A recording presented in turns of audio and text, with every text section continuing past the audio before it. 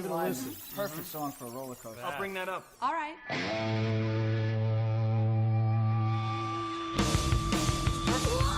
good. Yeah, I like that. Really good. I was thinking about the beginning of the ride. I think start off, about a dancing. And there's people know something's coming, so I was thinking something with a good build-up, like back in the saddle. Merci d'avancer le long du studio et de ne pas utiliser de flash ni de caméscope. Comme vous le constatez, le groupe est en train de procéder au tout dernier réglage technique concernant la musique de la nouvelle attraction que vous allez être parmi les premiers à découvrir. Please move all the way into the studio and remember to refrain from flash or video photography. As you can see, the band is making some last-minute tweaks on the new ride and music technology that you're going to be among the first to experience. What a crowd, what a mob, what a ride, what an experience, Ali! Unreal. I was on the track going like this, right?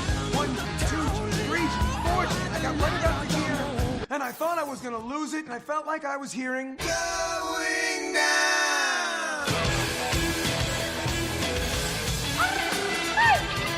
It's a beautiful thing. Hey, people!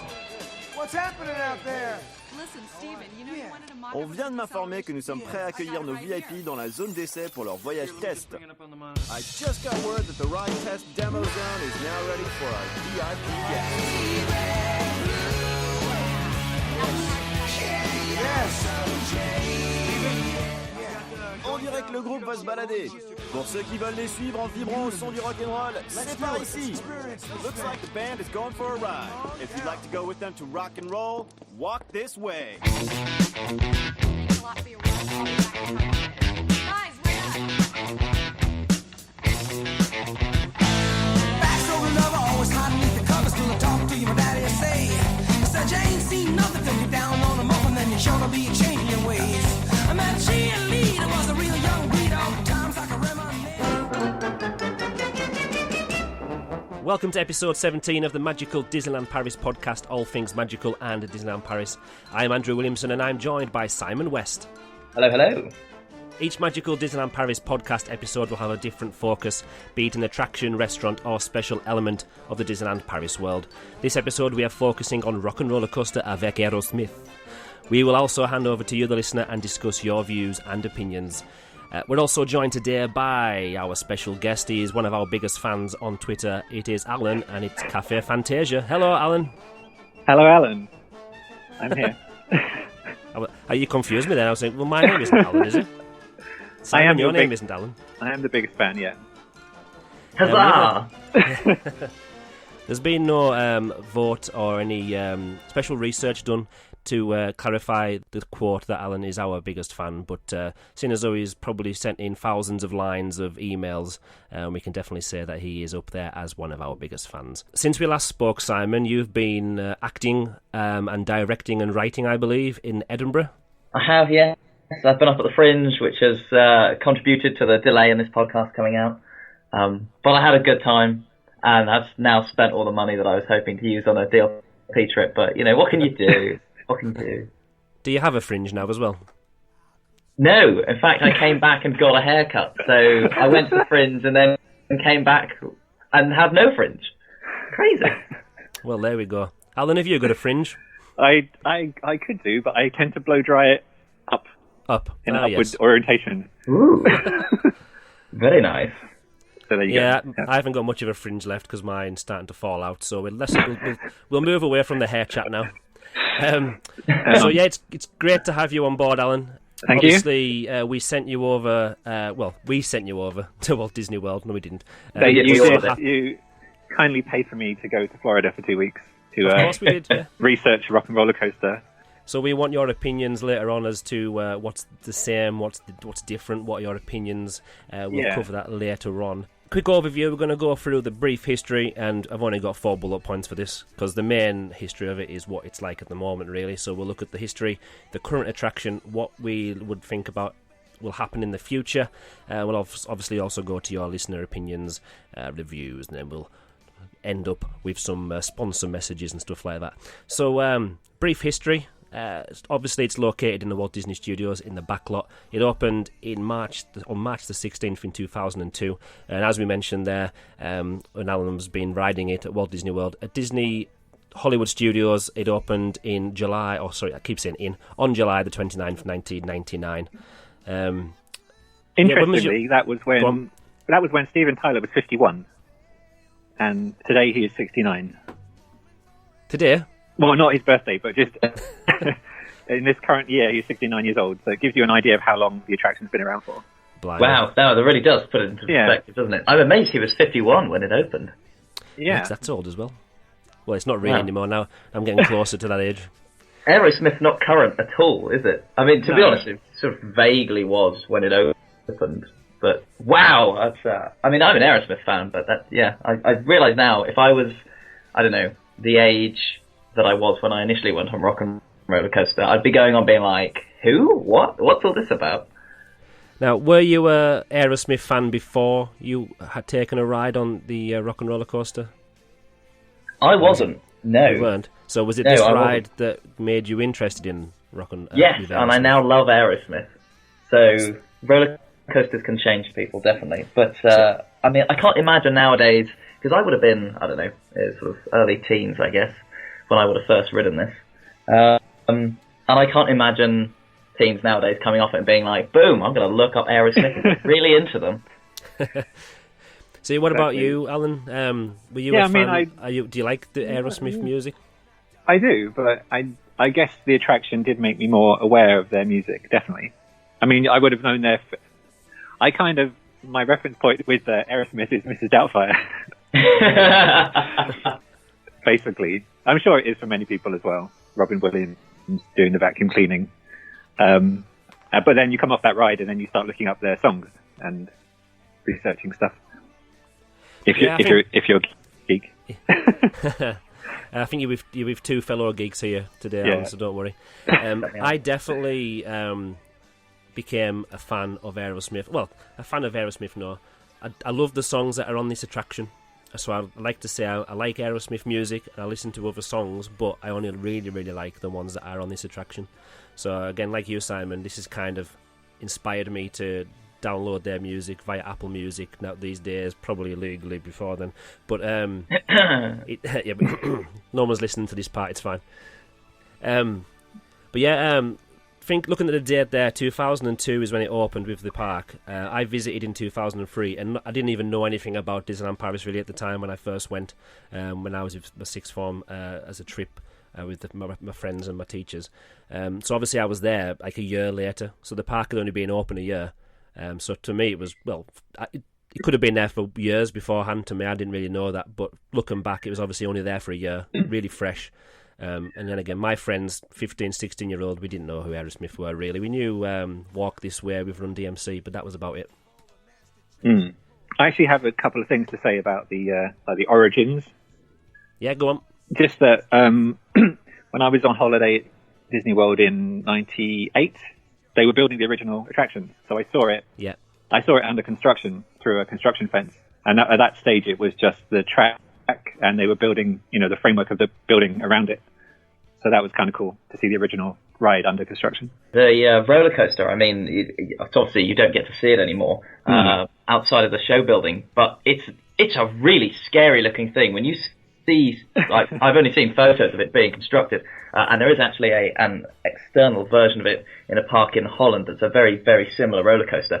But it looks terrifying. To be honest, I'm really glad you can't see it in a Disney theme park, because I'd imagine you'd sort of see this huge, great roller coaster that's hidden away in a show building, often quite far away from the park. In terms of how it's the directions angle, so you definitely can't see it. You can't see the side of the show building. You'd be so put off by it. It's a really intimidating looking roller coaster. Google image it now. I think that's the thing with the good thing about Disney coasters in general, isn't it? That so much of the track is hidden that you really can't see what you're going to get into until you're on the ride itself. Yep. So if you're scared of roller coasters, they're kind of a good place to start, aren't they? Because you're not intimidated by all the track work. You just see the station, or you see a tiny part of the track outside. like in the case of Big Thunder Mountain or something like that. I've said this on many a podcast before, especially the Space Mountain one. If it wasn't for Rock and Roller Coaster being in the dark, I definitely wouldn't be a fan of roller coasters now. I've been to Blackpool Pleasure Beach before, never wanted to go on any roller coasters there, especially the big one with that really big drop. But because it was inside, I was managed to be persuaded to get inside the building and take a ride on it, and I loved it ever since. So I don't mind. I love going on roller coasters outside now as well, where you can see all of the track. But it is a big difference having it in the dark. Yeah, Of course, it's a bit of a ploy, really, because they hide it all away so you can't see it. But then, of course, in Rock and Roller Coaster, immediately as you go into the station, you come out of the pre-show, and then bam, right there is the launch sequence, which is honestly one of the most terrifying things I think I've ever seen. With all the sort of like flashing lights going on, the countdown. That's terrifying. So scary. Yeah, that's definitely like an intimidating sight, isn't it? As you come out of the pre-show to see the launch, and just to see the train static, and then just within a second, it's just disappeared completely. Yeah, not 57 miles an hour in under 3 seconds, 2.8 seconds. Wow. But interestingly, it's not the fastest Disney coaster anymore. No. Do you know what the fastest one is? That one, the race one, Test Track. Well, that's not technically a roller coaster, is it? Okay, so not that one then. What Is is it then? California Screaming faster than this? I don't think so. The fastest one is the Tron Light Cycle Power Run at Shanghai. Oh. That goes to 62 miles per hour. Oh, just pips it then. Yeah, and so Test Track, which is not a roller coaster, but that goes up to 64.9. That's the fastest Disney ride, I think. Disney attraction, yeah, rather than roller coaster, yeah. Vekoma created this roller coaster, similar. The company created Space Mountain and Big Thunder Mountain. Yeah, they did Big Thunder, yeah. Yeah, so they've definitely done 3 in the Disneyland Paris parks. So yeah, let's go on to the actual attraction as it is today, because we've kind of discussed that anyway to start with. So the story, obviously, because there's a version in America as well, the story of the Paris version is completely different. So the Aerosmith, the band, are working with engineers, and they've created a new experience, a new music experience at the record company studios. Now, I've no idea who would go to a record company studio to experience such a thing. And I don't think Abbey Road Studios has the space for anything like this, so that's probably why they went to a DeForce Records. But after watching the pre-show, which we'll get onto later on, and going back to Armageddon, actually, I don't think we'll be saying pre-show as many times as we did on the Armageddon episode. Oh, I hope not. Because Simon's already had a couple of glasses of wine, and if we're playing the drinking game with pre-show, then I don't think he'll be able to speak by the end of the show. So Steve Tyler's there hyping up all the guests, is getting you to board the soundtrackers, which we're going to talk about for this new experience. The good thing about these soundtrackers is they all have their own theme. Now, there's how many is there again? There's 5 of them. I could probably tell you that I've maybe been on 1 or 2 of them, but after that, I can't even think of the different 5 like light shows and different tracks. Obviously, looking through the list, I've heard them all, but I probably couldn't have put them together really. But it's such an amazing idea having a different light and sound show on each vehicle, isn't it? Yeah, that's a cool idea. Which one's your favourite one? I'd probably say Soundtracker 3, looking at the songs that they use, just because it's Love in an Elevator and Walks This Way. See, good choices. Good choices. What about you, Simon? Go on. Well, my favourite song is Sweet Emotion, and that has its own soundtracker and a blue light show. That's Soundtracker 5. To quickly run through what they all are. So the first one is a green and yellow light show, which plays Back in the Saddle and Dude Looks Like a Lady.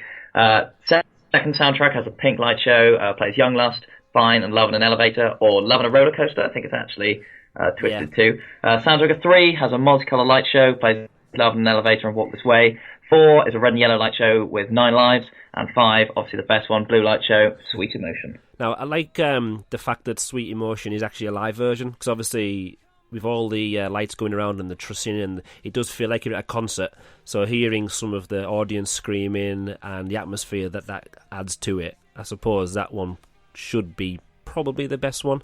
But for me, it's got a story behind it as well. Soundtracker 1's my favourite. Now, I don't like green or yellow, so it's not the lights, but because Dude Looks Like a Lady's on there.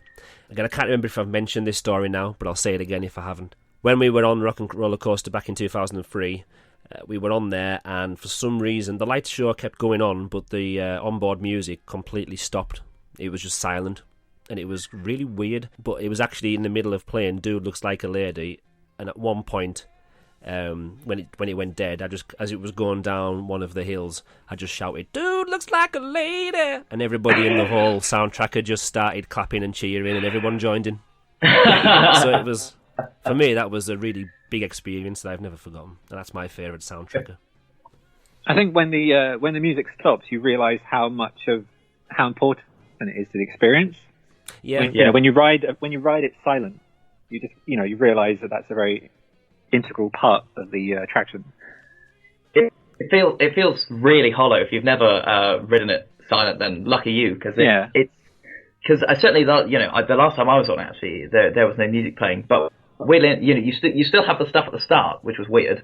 But then there was no music once you got into it, and it just suddenly it feels so hollow. Everything feels so barren. You feel like you're really missing something.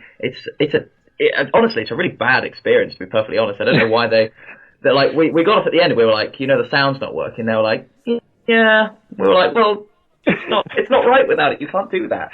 I guess it would be like going to a concert and the band's like, nah, it's not going to work today. We'll play the lights together. Go for it. It's interesting that they never do the parades without the music. I wonder how that would go down. Yeah. Yeah, just Mickey Mouse just waving, but there's no music. Just miming. Not everybody else dancing to nothing. Yep. The other version of this in Holland, the Express Coaster as it now is, that actually goes a little bit faster at launch because they don't have the music hardware on there, so they don't actually play any onboard tracks to that. I just wonder what that's actually like, because obviously we're saying here that it adds a lot to our version, that it's got the music and the light show. So I wonder, is it because it's outside and there's more to see, does that add an extra element that the music kind of does in the dark? I can't really imagine it. I'm just would guessing. replace the music. No, it's probably just very plain and boring, isn't it? Like any normal roller coaster. Yeah, it'd just be like you're at an ordinary theme park. There's none of the Disney difference. Definitely. To give a bit of background to that, so in between Vekoma building the Floridian version and the Parisian version, they also built a very near identical version of the roller coaster in a park called Willoughby in Holland, which was originally called Superman The Escape, I think, and is now called Express Platform 13. And it's almost identical, except for, as Andrew was saying, when they obviously the trains there don't have the speakers on board, so they're lighter. So apparently they end up getting launched faster, so they had to make it's a rollover loop that you go into first. They had to make that larger to sort of counteract the speed and slow the trains down for the rest of the roller coaster, which I find a really weird thought. Now I don't know if either of you know how an LSM launch works, but I can't understand why, if the train weighs less, you wouldn't just launch the train slower instead of doing it at the same speed and then making the first inversion a bit taller to counteract that. That seems like a really expensive way to go about things. What does LSM actually stand the for? Train, Go on, tell me what... synchronous motor. There you go. I think. Yeah. And I read that, I don't know how it works. I read that they changed the launch in Paris in last June 2016. I didn't hear that. Did you read that? It was from ED92 Live, so that's the source. But I think it was that they used to have... I mean, I don't know if it's true or not, but I'm assuming that it is. But I think they simplified the mechanism, that it used to be like a pusher vehicle below the main ride rails that would, push the train along. It had its own separate track below. And then come back. And then they've just simplified it to be totally magnetic, I think. Oh, really? Oh, because I thought... That's what I understand, but I'm not sure. Right. I mean, maybe that is what they've done. I thought it still worked on a sort of catch car. And then it's the catch car that has the sort of the magnetic stuff on it, and then it gets propelled along by magnets. Because I don't think it was Vekoma's website, but there's a website all about roller coasters that I found some information on, and it talked about the LSM. It said that it replaces the traditional lift hill. It doesn't contain any moving parts. So whether that's been updated for the latest update or it's always been that case, I'm not 100% sure. But if it's magnetic, then obviously there's no need for moving parts, is there? Unless it's magnetic to rise it off the tracks a little bit, and then the car underneath is then going really, really fast, and then I don't know. Maybe someone can reply with the actual true answer about that.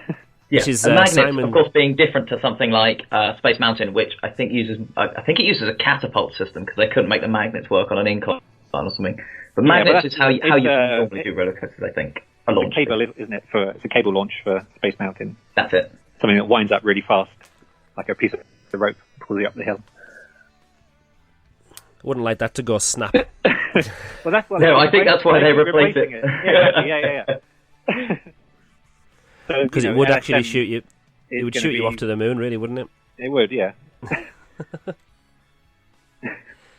So we'll probably come back to the actual track and the ride layout itself, but we're going to kind of go in order. So we'll look at the show building first. Now, to be honest, it's probably one of the most boring show buildings. If anything, I don't know. Armageddon might actually be more interesting. I was going to say, that area of the park probably has Disney's two most ugly attractions they've ever built in a very confined space. I'm assuming you mean this and Armageddon. Yeah, exactly. I mean, the outside of the Rock and Roller Coaster in Paris is a bit of a letdown compared to the one in Florida. It's very cool in Florida. Yeah. Very cool. It's, it's nice and smart there. They have that huge guitar, but in Paris it's a bit like a kind of fairground attraction because he's got this. Well, it's like it's temporary as well, isn't it? Yeah, exactly. Yeah. There's a lot of scaffolding and it's just a big painted flat. Looks like it's been done with like aerosol, like spray paints or something. And they've got a big CD, which kind of dates it, doesn't it? Yeah, very I remember much so. I tweeted a few years ago and actually saying, well, surely even if it was just a really simple update, they should have put like a pen drive or something there, because most people, nowadays it would have been like a smartphone, obviously, because that's what most people use to get their music. To be honest, if the original attraction had a vinyl, then it would have actually still been in date if the vinyl was still there now, because obviously vinyl's coming back to a lot of hardcore music listeners. And it would have made more sense with it being the record industry. Yeah. Yeah. Vinyl's a bit more timeless. Yeah, exactly. At least they didn't put a mini disc up there. Yeah, they do have a little bit of theming around. Some flight cases are outside. I believe there's one somewhere that plays music. I can't remember which one it is now. I mean, aren't the Fast Pass machines themed as flight cases? Yeah, the Fast Pass are flight cases as well, yeah. Yeah. A lot of the time as well, if you're walking in that concrete area, you'll see the barrier in front of the entrance as well, because it will be 101 every now and then.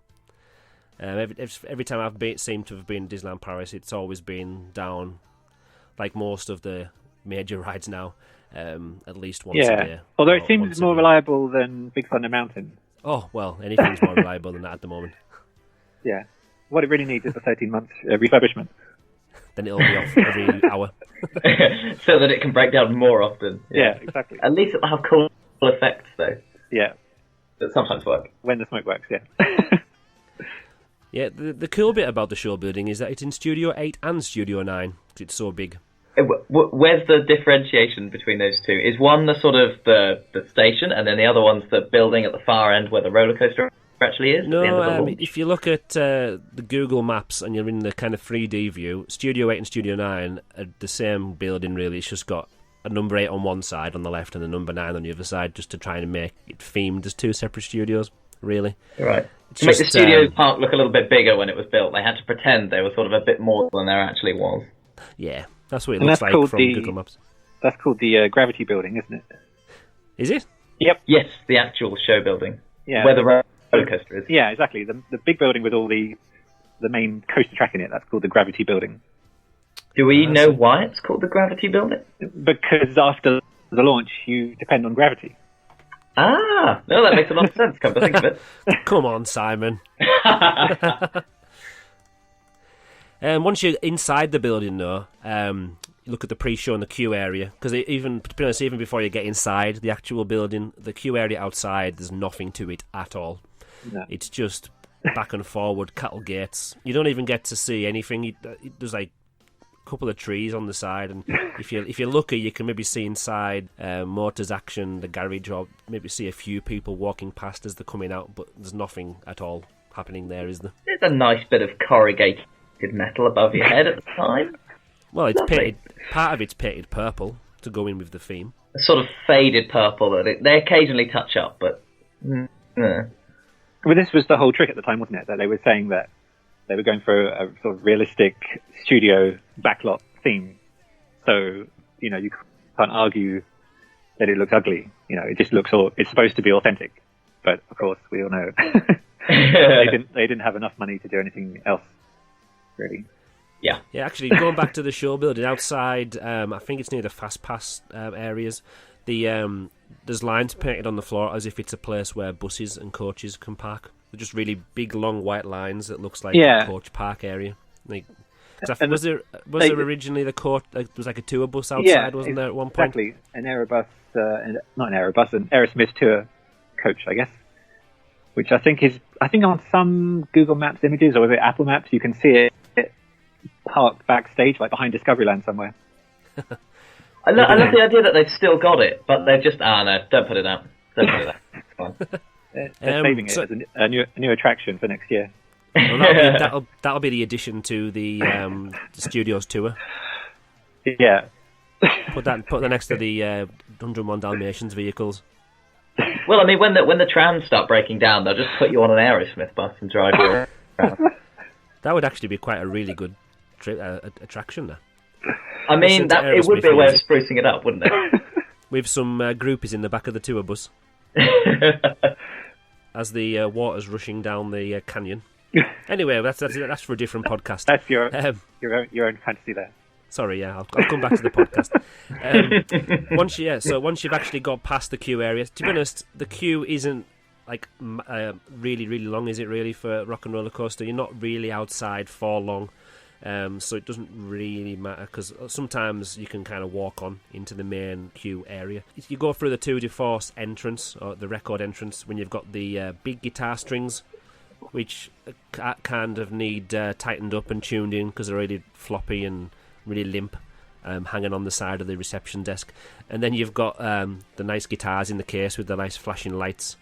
And the first few times you actually ride Rock and Roller Coaster and you do see them, they are actually quite interesting. But I suppose once every trip as well, it's nice to have a little look at them and remember whose guitar's what and what memorabilia is there. But after a while, if you're doing it 3 or 4 times on a trip, it kind of blurs into the background, doesn't it? Do we know if they've ever changed these? Because, I mean, we were talking earlier about how Aerosmith is a bit dated, so I can only imagine that some of these items of memorabilia, however awesome they are, I wonder how much of the sort of Disneyland audience nowadays would actually know who any of these people are. Because I wonder if I would, to be honest. I can't quite remember what exactly is there, but...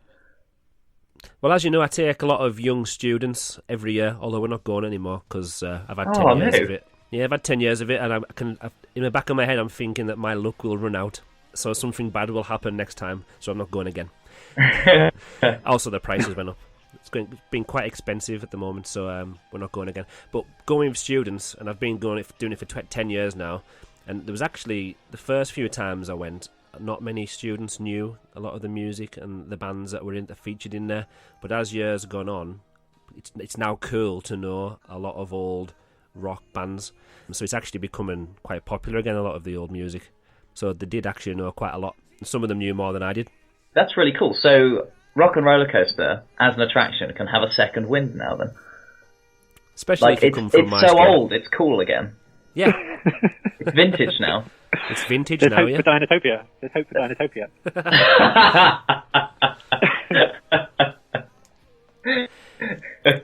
Once you've managed to get past the guitars and you've kind of dodged the little children who are hanging off all the guitar strings that are hanging up, you get then into another kind of cattle grid area, aren't you? Cattle pen area, where you've got all the posters on the walls, and you've got that nice glassed off area with loads more guitars and drum skins and bits of... I should have really wrote a list of what was actually in here rather than just saying autographed memorabilia.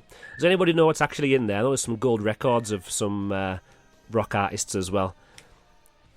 But I wasn't really recommend interested in what was there. YouTube walkthrough video. So yeah, I haven't made a list of all the items that you see there, so no, can't help you with that. that would be great commitment to podcast research, wouldn't it? Going through, taking note of every single one. Yeah, that's what I was expecting. Come on. Sorry, that's why we asked down. I apologise. That's why we asked our To be- biggest fan to onto be this honest- episode. To be honest, the queue is often so short that you don't really have an opportunity to look at that stuff. You can just walk straight past it, can't you? Yeah, Yeah, I'll be honest. I don't remember. Certainly don't remember queuing in the outside area for an incredibly long time. And I find this interesting actually. And I'd love to hear about what the queue was like in America, Alan, because my memory of the American one is that it had massive queues up to sort of an hour, maybe longer. Whereas the one in Paris, despite there being far less in the theme park around it, seems to not really pick up a queue at all. Yeah, I guess it's to do with the attendance of that whole park, isn't it? It's Very in true. general. But yeah, it's odd because it is a major attraction, except it doesn't have, except nobody wants to go on it, basically. Yeah, I mean, I would imagine also possibly you have the fact that it has a very large capacity compared to something like Crush's Coaster or Tower of Terror. But Yeah. it always strikes me as weird that Europeans, we love our roller coasters, and Disney doesn't have that many of them. Obviously, Paris has more than most Disney theme parks, Disney resorts, but Yeah. still, Rock and Roller Coaster, it is as a roller coaster, it's a fantastic one, and it is good fun. So it's always struck me as weird that 10, 15-minute queue, maybe. It's not much for a roller coaster.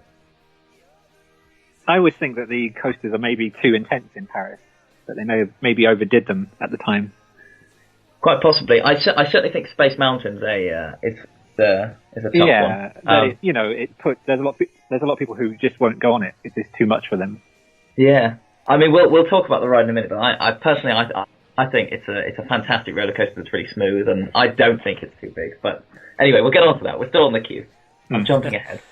Yeah, in the area where the memorabilia is, if you are sad enough like me to put your ears against the other studio doors, you can hear some audio of another band and some engineers setting up. You can hear them talking about turning volumes up and stuff like that. Have any of you guys noticed that before when you've stuck your head to the other doors? Funnily enough, I don't go around sticking my head against doors, so Well, you should, Alan. This will teach you. I So, haven't but you- noticed that. No, but I'll look out for No. that next time. No. Yeah, so if Alan doesn't know this, then obviously there's loads of people out there that don't know this. But yeah, if you're unlucky enough to be stuck in the pre-show area or in the queue, yeah, if you look at, I think it's Studio B or Studio A, I can't remember which one it is now. But yeah, if you're standing next to one of the doors, it's obviously a fake door. There's actually a speaker behind it, and you can hear a guitar tuning, and you can hear some engineers talking. So I think it's a nice little touch. Again, that's something that Disney do, other theme parks don't do. Just like they would have to spend a little bit of time recording that, coming up with the idea in the first place, and then actually engineering the building so that there's space behind the door for the speakers and stuff like that. So yeah, it's just a nice little touch.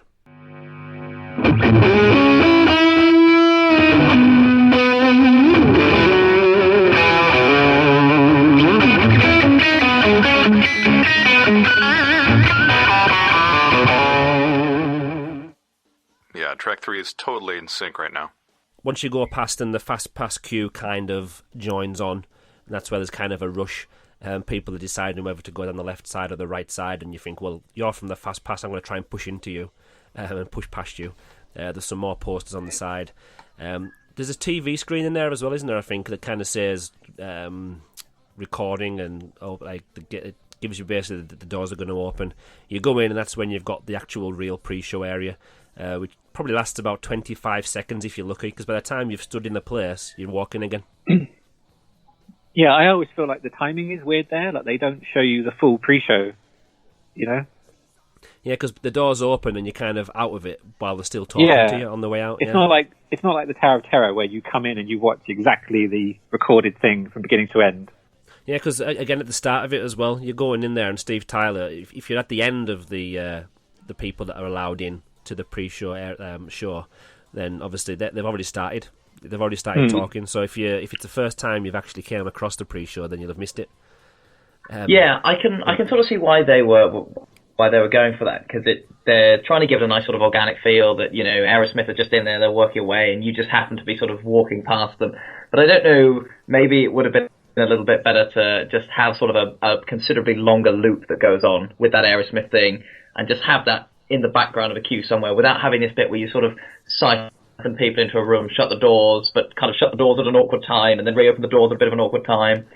And then, I don't know, maybe it's taking a bit of inspiration from the American one, where they almost kind of rush you out at the end. Alan will be able to tell you more about the story, but I don't know whether that's sort of a bit of a hangover from that, rather than having a sort of distinct start or end to the pre-show. Yeah, I don't know. I don't know if in Paris it's just badly timed because there's not much demand to go on the attraction, so they figure that they're just wasting time having you in that pre-show room. I mean, I've been on it where it's we haven't been watching the correct part of the pre-show. You just kind of enter the room and then the next thing you know you've gone out of the exit already. So it's a bit odd. In the Florida, the original version, it's timed more precisely, I'd say. It obviously as well now that the studio, well, you can see the glass, and then there's the studio behind it, and then you can see that they're on a screen behind that. Obviously, when it first opened, the technology probably having a screen that big and having it that clear was probably really, really good, and that was the best they could do. And obviously, the technology looks kind of outdated now, doesn't it? You can tell that it's on a screen. Now, obviously, we know they're not there in the studio, but it kind of looks that way now, doesn't it? Really. Yeah, I've got some research there about that. It's actually an IMAX-sized film. They shot it on film. It's not digital. Okay, yeah. And it's projected life-size at 60 frames per second to give you that, to give you the realism of it, that it's not like a film. And apparently because it was shot indoors on such a large format at that frame rate, they had to use loads and loads of lights, and it was really, really hot for Aerosmith. Poor things. They should be glad they don't have to sit in Paris and just perform that scene over and over again for every guest. Yeah, being grilled. And did you know who directed that pre-show video? No. Pre-show film? It's actually Jerry Reeves, who directed Cinemagique. Oh, wow. And I found out, little tidbit. Yeah, and I found out the other day he directed all the film sequences in Mission Breakout, the Guardians of the Galaxy ride. Oh, wow, so they're still using the guy then? Yeah. Excellent. So who knows, we might see some of his stuff in Disneyland Paris very soon. Who knows? Well, exactly, like Cinemagique leaves, but maybe Mission Breakout comes in, so we get another Jerry Reeves. Jerry Reeves returns to the studios. Because we're not going to talk about the future section yet, but if they were to replace the theme of Aerosmith with something else, I think it'd be quite cool. I don't know how effective it is at the moment, this technology, but some kind of holographic or projecting onto kind of like a modern Pepper's Ghost, but of an actual hologram of a real person. So they're actually behind the instruments, or they're in different levels of 3D, rather than it just being a screen at the back. Even though it is, like you're saying, 60 frames per second, and it's shot in IMAX, so it's trying to be life size. Just having that little extra depth to the scene would probably have made it better. But then it's just a pre-show that you walk through, so. I mean, what you're describing is exactly what they do over at Universal for the Harry Potter attractions, Forbidden Journey and Escape from Gringotts. They have live action footage of actors projected on one of these Musion screens, which is like a foil screen. Yeah. And then you've got physical sets behind them. So it's a 3D, you've got real actors projected into a physical room, a set. Yeah, it just adds the depth, doesn't it? And obviously, to our eyes and our brains, the depth there kind of gives it probably an extra realism.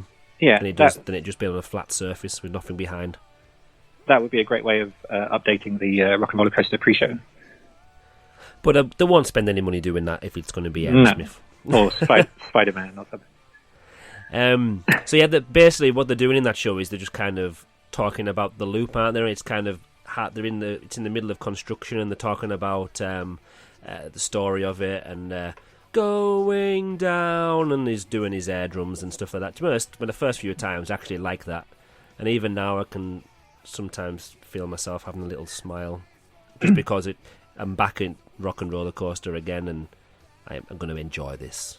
But you see, this is where the Paris version takes a sort of detour from the one in Florida, and you could argue this is where it starts not to make any sense at all. Because in Florida, they're in. Well, it does in Florida because they're in a recording studio, recording music, and then there's a concert. And they have to leave. They have to leave suddenly, and then Steven Tyler's like, "Oh no, we can't leave without our fans."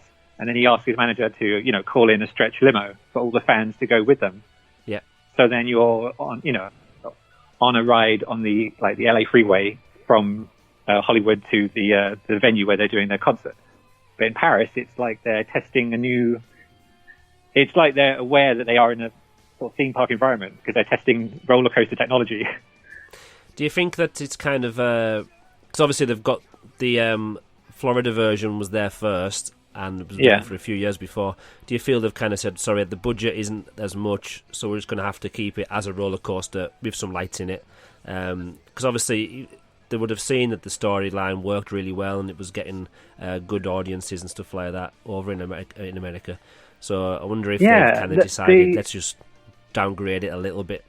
The theming beyond that pre-show room isn't that elaborate. I can't imagine it would make that much difference to the cost of the attraction. I don't know if they just wanted to do something slightly different so that Paris had its own unique thing. Yeah, true. Yeah, I think also, so the sort of difference in the theming is that in the actual station, it seemed like a sort of back alley in a sort of LA sort of, Hollywood recording studio, just, literally just a back alley. There's not really anything amazing. But then once you're on the roller coaster, there's lots of sort of quite cartoonish illuminated signs of like the LA freeway, and like at one point you go through the O and the Hollywood Hills sign. It's all very sort of big and cartoony. They're not big sets, but I wonder whether they felt that for a European audience, something that's sort of just so kind of blatantly American and all loving to California might not have gone down so well, and they felt that something that sort of put a bit more focus on the music might have gone down better. Because they couldn't have really had them getting a limousine from a French recording studio to Paris, because it would have just been, there's another farm, there's another farm, there's another farm, there's a broken down car. They could have themed it as you're taking the RER. You're taking the RER route from Mont La Vallée to Paris, yeah. Past a farm, past another farm. Yeah. But the loading station, actually, I like the loading station at Disneyland Paris, because you've got all the again, it's like a backstage area, isn't it? Really, we've got loads of like lights that aren't plugged in. You've got flight cases. You've then got all the mixing desks and everything like that. And as somebody who does like that, and I do enjoy working backstage at different things, and I've done lights and sound before, and it kind of does feel like you are at a live kind of, not a concert, but it does feel like you're at some kind of big event. With all the technical stuff hanging around. But the main attraction to the loading area and the pre-show before the ride is the launch, isn't it? Getting to see the other coasters getting ready to launch off. Yeah, supersonic speed. I just want to say, I guess one big difference is if you think about where the attraction's located in the parks, because in the original is on Sunset Boulevard, but the one in Paris is in the back lot, isn't it? So maybe that's part of the reason why stylistically they're different from the station on through the ride and then the unload. True, because you're coming in from a different place, aren't you, on the outside? Yeah. And in Paris, they probably wanted to make the emphasis on production and, a working studio, backstage and all of that, rather than like sort of the glamour of Hollywood. Yeah, definitely. And with all the sort of, very industrial style sort of lighting rigs, and what have you in the Parisian attraction. Yeah, you're right. It does carry that the initial theme of this is kind of meant to be a working studio. I never really thought of that, but that's it does work. It does. Let's go on to the actual ride itself. Now, we've kind of mentioned this already. I'm going to read through some of the statistics that I've stolen from somewhere. I can't remember the reference now. I apologise. So the length of the attraction is 3,403 feet. The height, so the biggest height is 80 feet. There's 3 inversions, and Alan and Simon are the experts on these inversions, and we'll go through those in a minute. Top speed is 57 miles per hour. The duration of the whole attraction is 1 minute and 10 seconds, and it feels like a good length of time. Obviously, you'd like it to go a bit longer, but then your eyes would probably run out of water, and your hair would probably fly off if it went for any longer. G-force of 5, maximum acceleration, 57 miles per hour in 2.8 seconds. The elements are the launch system, the LSM launch system, the Sea Serpent, and the Corkscrew, which I'll be leaving to you guys in a second. 1,800 riders per hour capacity. It says here as well 24 guests per sound tracker vehicle. So over to you guys. What is the difference between a Sea Serpent and a Corkscrew when you come across them on this attraction? Well, actually, I believe it's not a Sea Serpent. I think it's a rollover loop. As far as I was looking this up earlier, and I think they're actually the same thing. But I believe the Poma call them rollover loops. Yeah. If we're going to be really Anaraki about this, it's like it's either 2 rollover loops or 1 Sea Serpent, depending on who you ask. Yeah, so in essence what happens is you go up into a massive half loop, then you do sort of an upside down corkscrew, and then go down another half loop. Yeah. And really, when you're on the ride, you could think that it is just one inversion, couldn't you? It feels like one inversion, definitely. But it's two inversions in one. Yeah, but it's very seamless. So the two inversions being sort of in essence a kind of more simplified version of a sidewinder loop. So you have a half loop going into a corkscrew, and then you have a corkscrew going into a half loop, and that makes up the two inversions, if that makes sense. Well, it makes sense to you too, so that's fine. And then the corkscrew comes later on, after the... I can't remember whether it's after the brake run or not. I think it might be. Yeah. But that's much later on. So, I mean, it's the same number of inversions as Space Mountain. It just doesn't feel like as many, because you've got two that are combined into one. Yeah, I also feel like Rock and Roller Coaster is a much smoother experience than Space Mountain. So to be honest, there could be more than 3 inversions in Space Mountain for all I care, because it sort of throws you around a lot. Whereas Rock and Roller Coaster, I imagine the show building is considerably larger than what they had to work with in Space Mountain, because that's a very constrained space. But certainly, it's such a smooth ride experience. I love Rock and Roller Coaster for that, because it really. I believe it's actually technically classed as a mega coaster because it's genuinely very intense, but I really don't feel like it is when you're on it. Interesting thing I found out is that it's 122 feet longer than Space Mountain. Really? The track length, yeah. Wow. Actually, I guess though that includes, because you have that really long launch. And then, of course, the brake run at the end, which, again, covers basically the same distance as the launch. It's literally just parallel to it, next to it. So I guess that probably adds a lot to it, which Space Mountain won't have, because the launch sort of uphill and the station's more compact in. Except Space Mountain has, 2 lift hills, doesn't it? But the Rock and Roller Coaster only has a good point, yeah. one launch. So, mentioning there the brake area at the end, that always freaks me out. Well, in the brake run?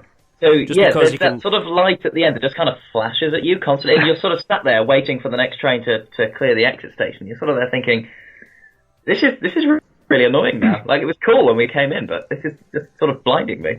Yeah, I'm just sat here now. Sometimes you kind of think, well, am I going to start moving anytime soon? I can hear the train behind me coming very, very quickly down the track. Especially when you've got first-time riders on with you as well, you can see the panic set in the face, thinking, have we stopped? Have we broken down? Because obviously it's only seconds, isn't it, that you're waiting there to move back into the unloading area. But it does sometimes feel like you're there for about 10 minutes. Well, certainly after you've been racing around 3 inversions and whatever else, of course it's going to feel a lot slower.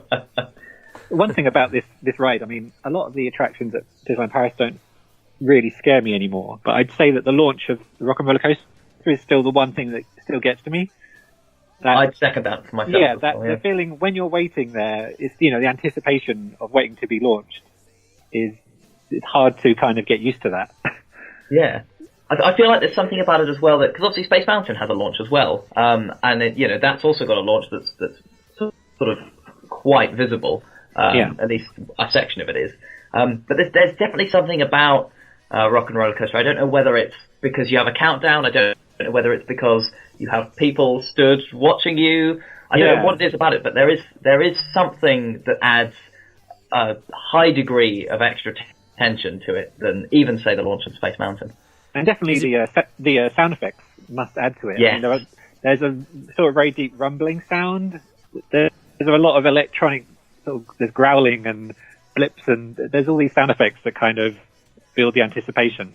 Yes, they're also, I hadn't realised this, I always thought this was organic. There's a sort of screeching noise as the trains move around that I'd always thought was the actual roller coaster. It's a sort of high-pitched, kind of electronic-y kind of noise.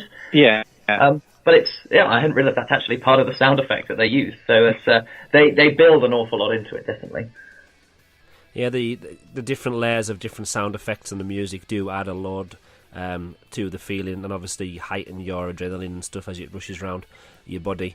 When you're waiting in the queue and you see the launch, I can imagine that all obviously seeing the launch before you get onto the sound tracker and getting it yourself kind of adds to it as well, doesn't it? Because obviously with Space Mountain, you just see it disappearing off into the tunnel, and obviously you see it on the outside going through the tunnel, through and up the cannon, but you don't get to feel what people are experiencing before you get in. It's a lot more immediate with the Rock and Roller Coaster, isn't it? You're very close up. You can see everybody's faces, and you can see, the expressions on their faces just before they get launched. And you can hear Steve Tyler screaming down the tunnel. Yeah. But it could definitely put you off riding it, couldn't it? Watching that launch sequence.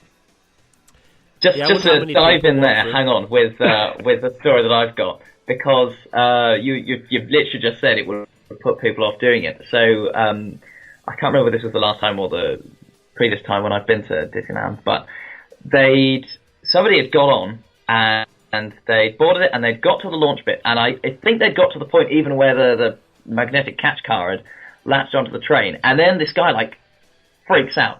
totally freaks out. So they don't launch the car, and the cast members go over and they're very reassuring to this guy, and he's like, "I've got to get out. I'm not going through with this." Which is, of course, that's a massive problem when you've got a train that's loaded in, potentially ready to be fired at a top speed down a big tunnel. So they had to I don't know what they did. They must have powered down all of the magnets or something. They then had to sort of move the train or disconnect it from the catch car before they could then release the harnesses and get everyone out of it.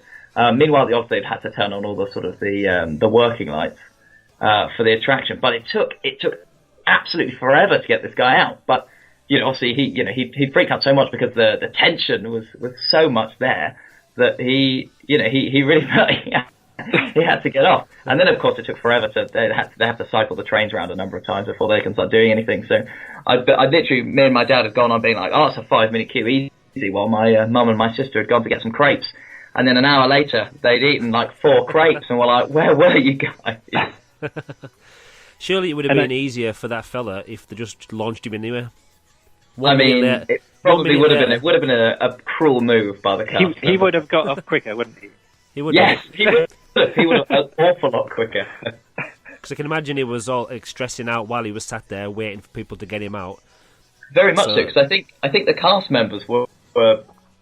I'm sure they would have practiced these sorts of things, but they spent an awfully long time trying to work out how they could safely extract people from a train that I think had got that far into the launch sequence. It wasn't a case of I'll just stamp my foot on the thing at the back that flips the harnesses up. They were there forever, bringing over the manager and being like, "What do we do?" Something else about the launch sequence. I was just going to say that that's probably the best timed on-ride photo at Disneyland Paris. The fact that they take the photo, the moment you are launched, and no matter what you're trying to, no matter how you feel, you know that photo's going to be taken, so you should try and maybe look a bit happier. It's about to be captured. Because my instinct is always to kind of lean forward and duck a bit and not to sit back. But then you realise the photo is going to be taken, so you should probably try and look up at the camera and look a bit happier. No, we always try and pull funny faces and do all sorts of hand gestures because you're really locked in with the harness. You kind of can't really move your hands, so you're kind of pulling a funny face and then doing a really weird hand gesture. I mean, it just doesn't look good at all. No, it is a challenge trying to get a good photo while you're being launched at that speed. Absolutely. What I love about that though is because you really can't prepare for it properly. So every face you see is a properly organic face that they are not planning on pulling, which is always entertaining. Good question though. Do you obviously they always they don't expect you, but they always say it's best to sit back in your seat so you have a more comfortable ride. You just saying there, Alan, that you kind of stick your head forward. Just instinctively. That's my brace for launch pose. So what about the rest of the ride? Is your head firmly placed on the headrest, or do you let it wobble around a bit? Are you relaxed? I probably don't put it towards the headrest because it's more. I don't know. I feel like it's more likely to keep repeatedly smacking into it. Yeah. If I do that. Yeah. Because But then I you always can come off with a really sore neck, can't you, if you're sticking your head forwards all the time? Yeah. Yeah, well, I mean, 5 G-forces max is, that's quite a lot of G. But then, as I said earlier, it's a smooth ride. It's not like Space Mountain where if you sort of pop your head forward, you'll just be buffeted between the headrests on either side of you. I do feel like on Rock and Roller Coaster, you can get away with leaning forward a little bit, and you're not going to get so much smacking around. I think Space Mountain has much more abrupt direction changes in the track, whereas with the Rock and Roller Coaster, they've kind of smoothed it out. It takes larger arcs, the larger circles are used in the track design, whereas Space Mountain has very, very sharp bends.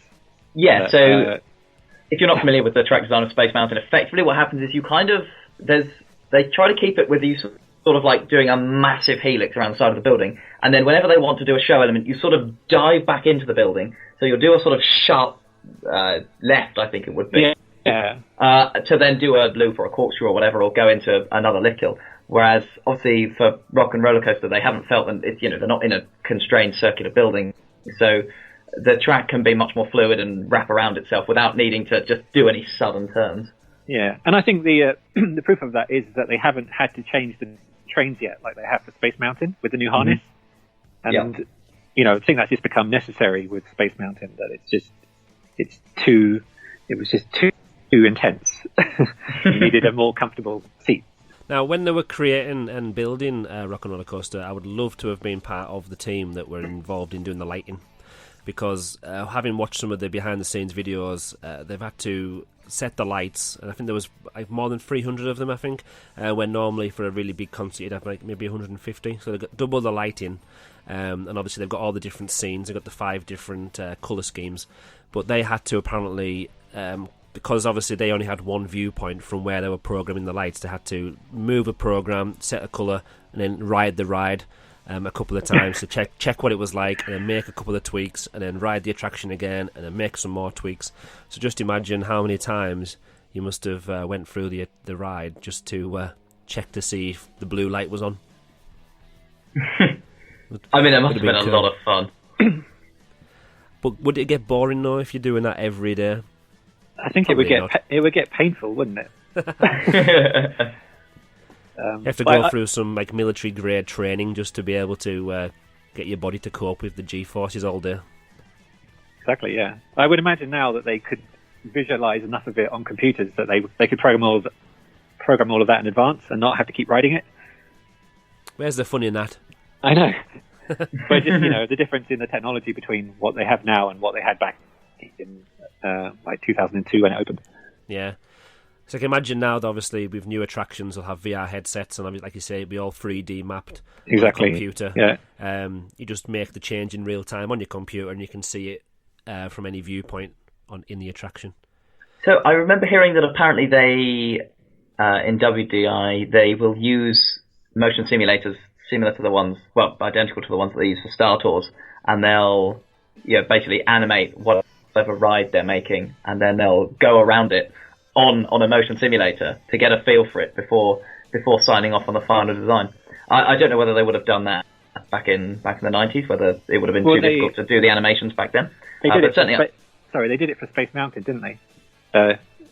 Paris' Space Mountain. They were doing that back then. Ah, well, I imagine then. Yeah, because that would have been possible. That was 95. That was 95, so that was that's in the Shoot for the Moon documentary. That would be where I've got it from. Yeah, exactly, yeah. So yeah, for 99, I imagine that's how they would have done it. On one of the videos that Alan sent me this afternoon before the show, there was a section about Rock and Roller Coaster, but I continued to watch it because I got kind of addicted. There was, and I've mentioned this before on a previous episode actually. I can't remember where it was now though. I'm sure it was in Walt Disney Studios. There was this virtual reality ride kind of that you could program your own roller coaster. You could pick the track.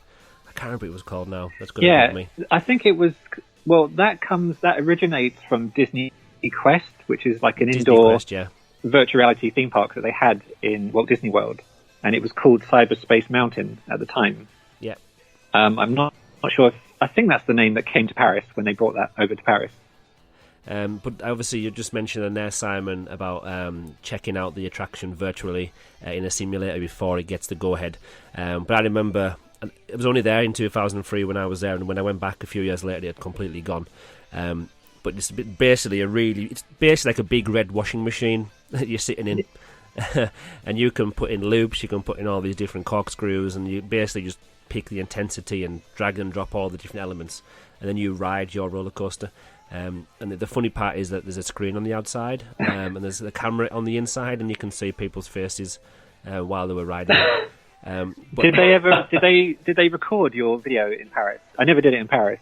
I never got a recording of it. Now I don't know if okay, it's because at the original in Walt Disney World, you could buy your on-ride experience on a VHS tape. Oh wow! No, it was a funny video. It was very funny. Yeah, you might have been able to, but I was a poor student then. I was only 16 years old. I couldn't have afforded €1.99 for a VHS.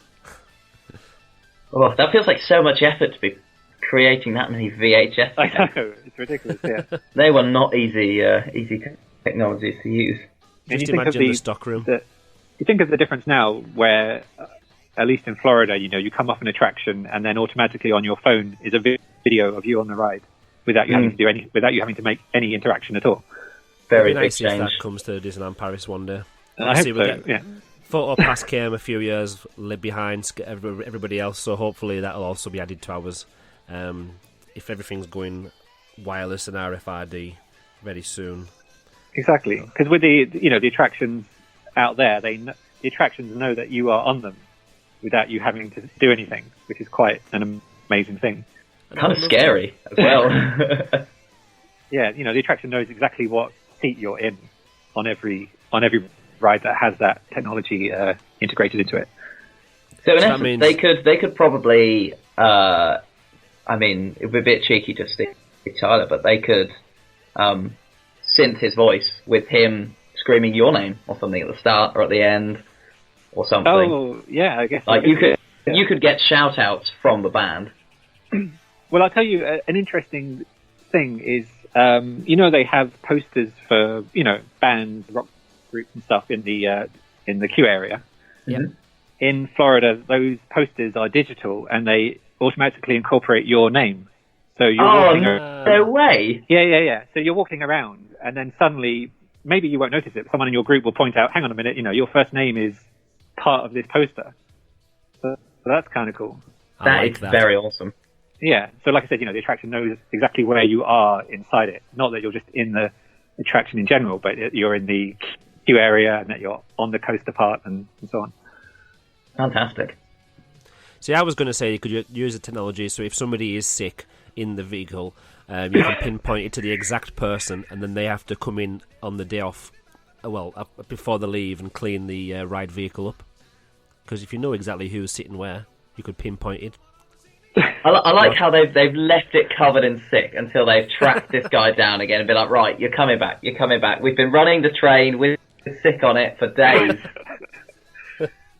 Have you ever actually seen anybody be sick at Disneyland Paris? Nope. Me neither. Not in a theme park, no. Right, yeah, exactly. Which is quite good. Yeah, relieving, really. Yeah, just imagine coming down the loop and, that hitting you in the face. That is a good reason to always sit in the front two seats. So is that you're out of the hit zone? Yeah, exactly, yeah. No one can be sick on you if you're at the front of the train. Well, so no, surely if you're at the back of the train. Unless they're sort of throwing up in the air and coming back. If you're at the back of the train and they throw up at the front of the train, then it's probably going to come back and hit you, isn't it?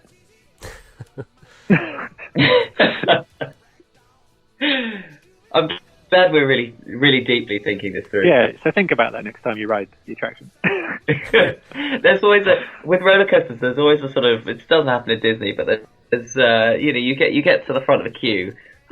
And then, one of the trains will look like it's been very recently washed and it's still slightly wet. And you're like, well, it's not raining outside and it hasn't been raining all day. So what's been going on here? Yeah, I'm going to be riding every roller coaster now with my mouth closed. Just in case. And one of those nose pegs that some sports stars wear? I'll be wearing one of those as well. Eyes shut as well. You're taking all precautions. You're going to be wearing a mask with goggles on. You need to be prepared.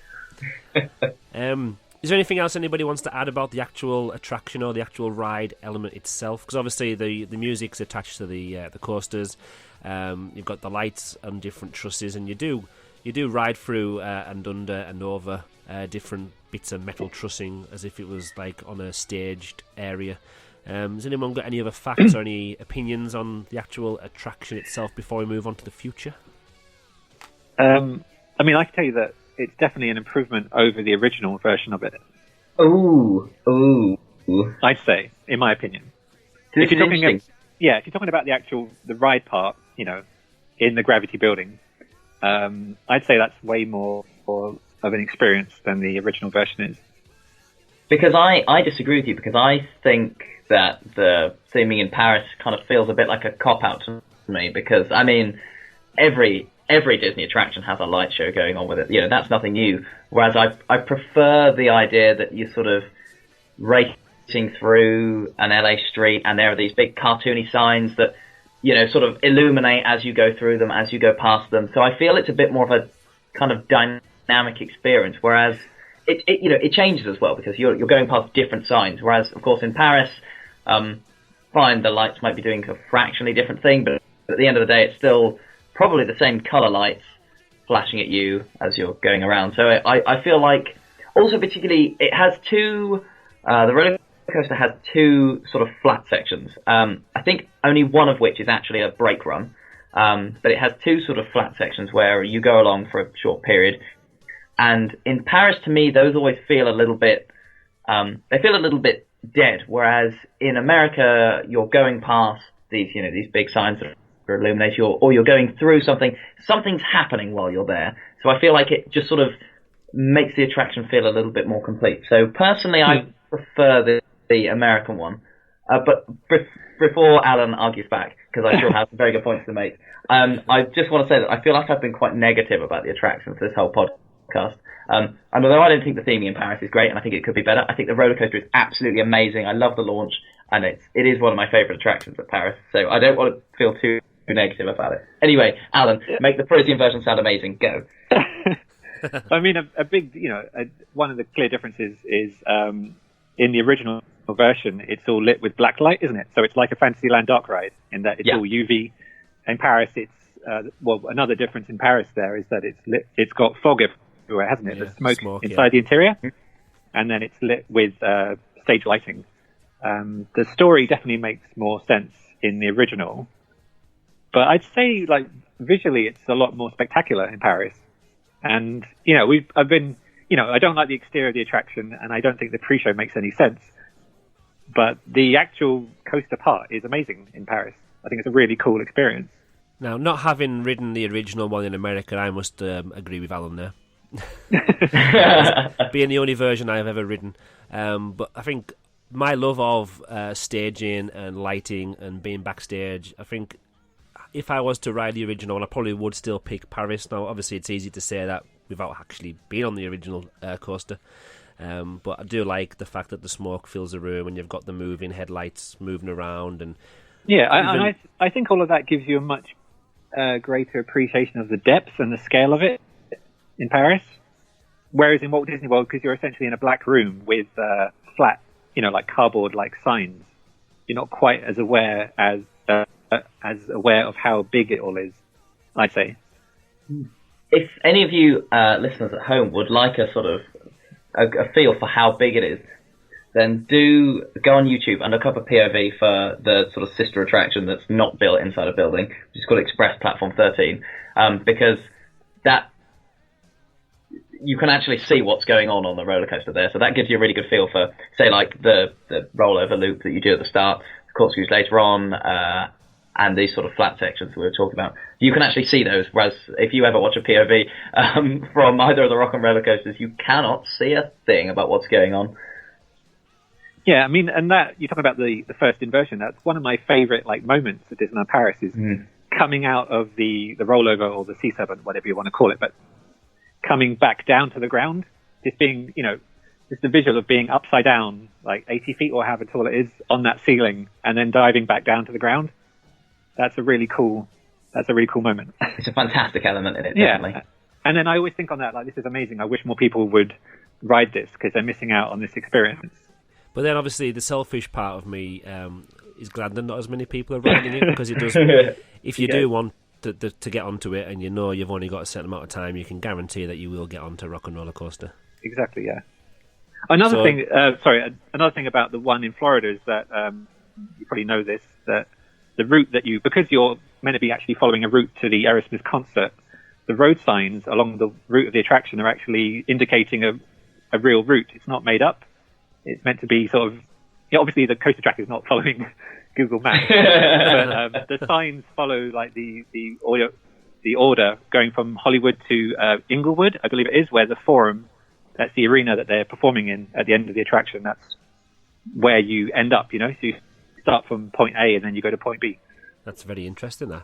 Yeah. Because obviously, not knowing the geographical locations of any of these places, if I was on the attraction, I probably wouldn't take that in. But again, that's the Disney difference, isn't it?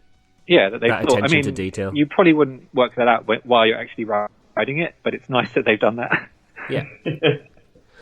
Something we didn't really mention when we were talking about the ride vehicles and the trains, the difference between the original version in Walt Disney World and the Paris version. Is there any difference, like in the comfort, in the feel of the actual train, the ride vehicles? I don't think so in the comfort, but I mean they're styled differently, because in Florida it's a super stretch limo. Yeah, that's what you ride in, and in Paris it's a sound tracker, and then of course, I mean, I think the vehicles in Paris have actual lights on them, don't they, and illumination, and they've got like indicators, like meters, volume meters, and stuff like that. Whereas they're just basically a limousine shell in the original. So obviously the Disneyland Paris version's better. Well, arguably, yeah. Apparently, this is from designingdisney.com. A volume unit meter can be seen at the hood of every sound tracker. It's a series of 40 green, orange, and red lights which flicker in accordance to the volume of the music that can be heard on board each train. Yeah. Which I've never actually... I mean, I think you see it when you're not on it. Exactly, yeah. It's quite hard to see while you're on the ride. But nonetheless, a cool thing that they put in. Are there any things on the trains that differentiate, sort of show whether it's train 1, 2, 3, 4? Because say in America they have license plates, don't they? I'm not sure in Paris. Do they actually have a number 1 on the train and a 5? I've never really paid attention to that. Certainly in America they have to change them over during servicing for whatever like memory stick they've plugged into the train that time. So it wouldn't be anything permanent. It would be something that they could switch around if there was anything. That can be our question of the podcast, our challenge. There always is one. This time it is this question. There you are. Is there anything that differentiates the sound tracker so you know which one you're getting on? I'll tell you what they do have on the front. Sorry. They have a nice CD on the front of them, just to make them as modern as possible. They do, don't they? Yeah.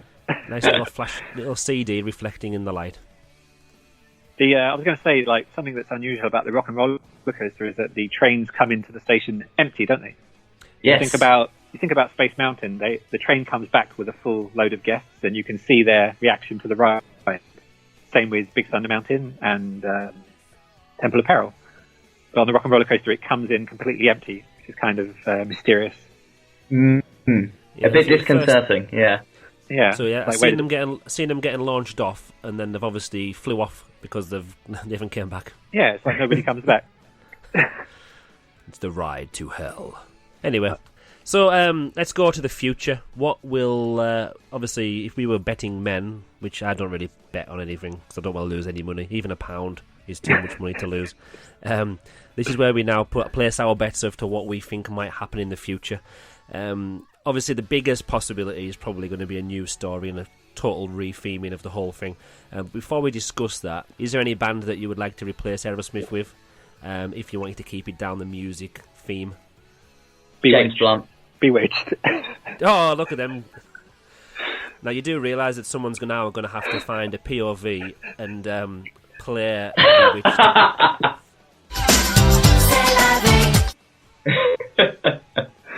I was joking, just to clarify. I was only fractionally joking. Actually, I would really love somebody to make me a James Blunt rock and roller coaster. Yeah, Every time I go clubbing, I'll go to the DJ, and even in like R&B clubs, and be like, "Sorry, James Blunt, please." People seem to think James Blunt doesn't fit anywhere, but I'm sure you can put it wherever you want, and he'll be amazing. Is there an R&B version of James Blunt's music? This is sidetracking quite considerably from we've Rock and Roller gone off Coaster, topic. but the one of the very first times that it wasn't a SOBAT back then, a synchronized onboard audio track, but the first times that was being tested was by an Imagineer called Tom Morris, who was testing. Yeah. He's been tweeting a lot about this. Yes, and this has become a big internet thing. He was on the Space Mountain Inn, I can't remember whether it was Florida or California, but he put together a playlist of like 80s music, because it was the 80s, I guess. So he originally made Space Mountain effectively to rock music, and that's sort of where the idea of Rock and Roller Coaster kind of came from, I think, from following his tweets. That's a really good point, isn't it? That's the genesis of the Rock and Roller Coaster. Well, why didn't we? I don't know why I discuss this suddenly at the decided to mention that now in the future section, but there we are. I certainly remember. I haven't picked my band yet. My favourite band actually is the Blue Tones, an indie band that probably nobody's ever heard of before. I think they had a number 2 single once a long time ago in 1995. But so neat. Yeah, their music probably wouldn't go very well with the Rock and Roller Coaster. Can I? Is there any modern bands that would fit in? See, I've always thought if they went with Daft Punk, then they could do some kind of Tron theme for it. But that's going a good shout. A bit of a weird version of it. But it's because they're French artists and it's in France, and they did like to promote sort of French things, didn't they, in Disneyland Paris? But that's disappearing. Well, they have just built Ratatouille. Well, I say just built. That was a while ago now, I guess. I was thinking of taking out Cinemagique and taking out the Visionarium and stuff like that. It's a good shout though, Daft Punk. It would. Daft Punk is a good idea. If you add some lasers and some holograms. And obviously we haven't mentioned projection mapping yet, so we'll put some projection mapping in there as well. Do you know the story about Daft Punk and Disney Village? I don't know it well enough to say on a podcast. But I don't. So now you have to tell us. If you Google it, if you just Google it, basically their career started because of some kind of meeting in Festival Disney. Well, there you go. Excellent. But look that up. It was like their demo tape was handed over to someone in Festival Disney, and that's how it all started. Wow. Well, there you go. There you go. Yeah. So really, they owe Disneyland Paris to give them the royalty-free rights to their brand and their music for the new layover of this attraction. They do. Yes. I wonder how much Disney do fork out to be able to have Aerosmith's music. Well, hang on. That brings me back to a point. Did you find the band that was originally supposed to be in the Rock and Roller Coaster? No doubt. No. Am I making it? Or did I say I wanted that in a tweet that somewhere? Sounds familiar, but what I found was that it was meant to be the Rolling Stones. Okay. And they were interested in doing it, but the licensing fee that they asked for was too much for Disney to afford. Well, Disney didn't want to pay it, basically. So then they were looking up a cheaper, more affordable band. Hello, Aerosmith. If you are cheaper and more affordable. Well, and at the time, they'd done a deal with Touchstone Pictures for Armageddon. Which was obviously Disney. Yeah, that was like June '98 that the soundtrack for that film came out, and then so the Rock and Roller Coaster opened a year later, didn't it? In '99. Yeah, there we go. There you go. It says it was on Jim Hill Media. It said that Aerosmith asked about a tenth of the price of what the Rolling Stones were asking for. Wow, that's a big difference. Yeah. So if they asked me, I would have provided them some music for a tenth of that tenth. I can play a couple of notes on a guitar. And you'll sing the whole way around, right? Yeah, actually, you've already done that before. I've done it already. An excellent response. Yeah. You're a proven talent, Andrew. There's nowhere to find me. I'm sure Disney have got my email address now. I'm always surprised. Sorry, on the Rock and Roller Coaster, I'm always surprised that they haven't changed the music. They haven't just simply changed the music yet. And, if you look at, do you know Rip Ride Rocket at Universal Studios? Nope. Not Okay, usually, though. Well, that's basically, in simple terms, that's a roller coaster where when you get on it, you've got an interface and you can choose the soundtrack for your ride. Oh, cool. Every seat on the coaster you all hear a different piece of music. You know, you're not all hearing the same piece of music. Kind of like You're a silent disco, but on a roller coaster. Yeah, you're hearing exactly the song that you chose. So, you know, that's something that they could add to the Rock and Roller Coaster if they wanted to make a sort of subtle change to it. I like that, yeah. Obviously, there's only so many Aerosmith songs if you were keeping it down the Aerosmith route. So you'd have a selection screen in front of you. I don't really know any of these Aerosmith songs. I'll just press random. Yeah, but if there was a lot of if it was changed to rock music rather than just one band, then obviously a selection of lots of different rock classics would be a really nice touch, wouldn't it? The setting's a recording studio, so you'd imagine a recording studio would probably have a few bands to have. Exactly, it's a weird recording studio if they've only got one act. Yeah, the label just has the one band. And when you're in the queue area anyway, if you listen to the door, you can hear the other band preparing for their version of the roller coaster. There we go. You could argue how could, since Aerosmith asked so little money for the attraction, how they can afford to rent out Studio 8 and 9 with a whole roller coaster inside it. Because that's probably quite expensive in studio time, isn't it? Oh, well, not in Walt Disney Studios, it's not. Right, then if we move away from music, and obviously a lot of people are discussing a Marvel theme for that end of the Walt Disney Studios. So what are your thoughts and opinions on a Marvel overlay for the attraction? Keeping the same coaster track, obviously, but it would just be the theming behind it and the story behind it. Because even though I do watch Marvel films, I haven't watched them all, and I do like superhero films, but I'm not my best genre, not my favourite genre to watch. So it'd still be interesting, because obviously it would bring new tech, it would bring new ideas. Just what are your thoughts if it was to go to with like a Marvel or Avengers or Spider-Man type of theme? I was just thinking in terms of Marvel, Iron Man immediately springs to mind because of the AC/DC songs used on the soundtrack, which is obviously rock music. So you could have you could have Back in Black, something like that, on the coaster. Or, I mean, Guardians of the Galaxy would work, wouldn't it? Because you could have the mixtape. You could have, Groot has plugged the mixtape into the vehicle and you're listening to Star-Lord's songs while you're on the ride, something like that. So that would be good. That would be cheap way of improving the ride as well. Obviously, the audio and the license and stuff, they don't have to buy the IP from themselves, which I'm sure they'll get around that. But the lighting's all there already. They'd obviously have to make some tweaks to the ride vehicle and the theming around the place. But surely that doesn't cost as much as building a brand new attraction or completely changing elements of the ride. When the roller coaster's there, it's got the speakers on it. You could kind of do that within a year, couldn't you? Really? Well, definitely. I mean, the rumors have been circulating for so long that there's going to be some sort of Marvel overlay to Rock and Roller Coaster. We've been saying how Disney know that the backlot area of the Studios Park particularly really needs a very visual overhaul. We've been saying how Aerosmith and the kind of theme of Rock and Roller Coaster currently is it could do with a refresh. It feels a bit old now. So definitely bringing in a franchise like Marvel would do. And equally, we've just seen them do it very, very successfully in California with Tower of Terror. And I hope they don't change our Tower of Terror, because it fits so nicely with what the theme of the park is meant to be.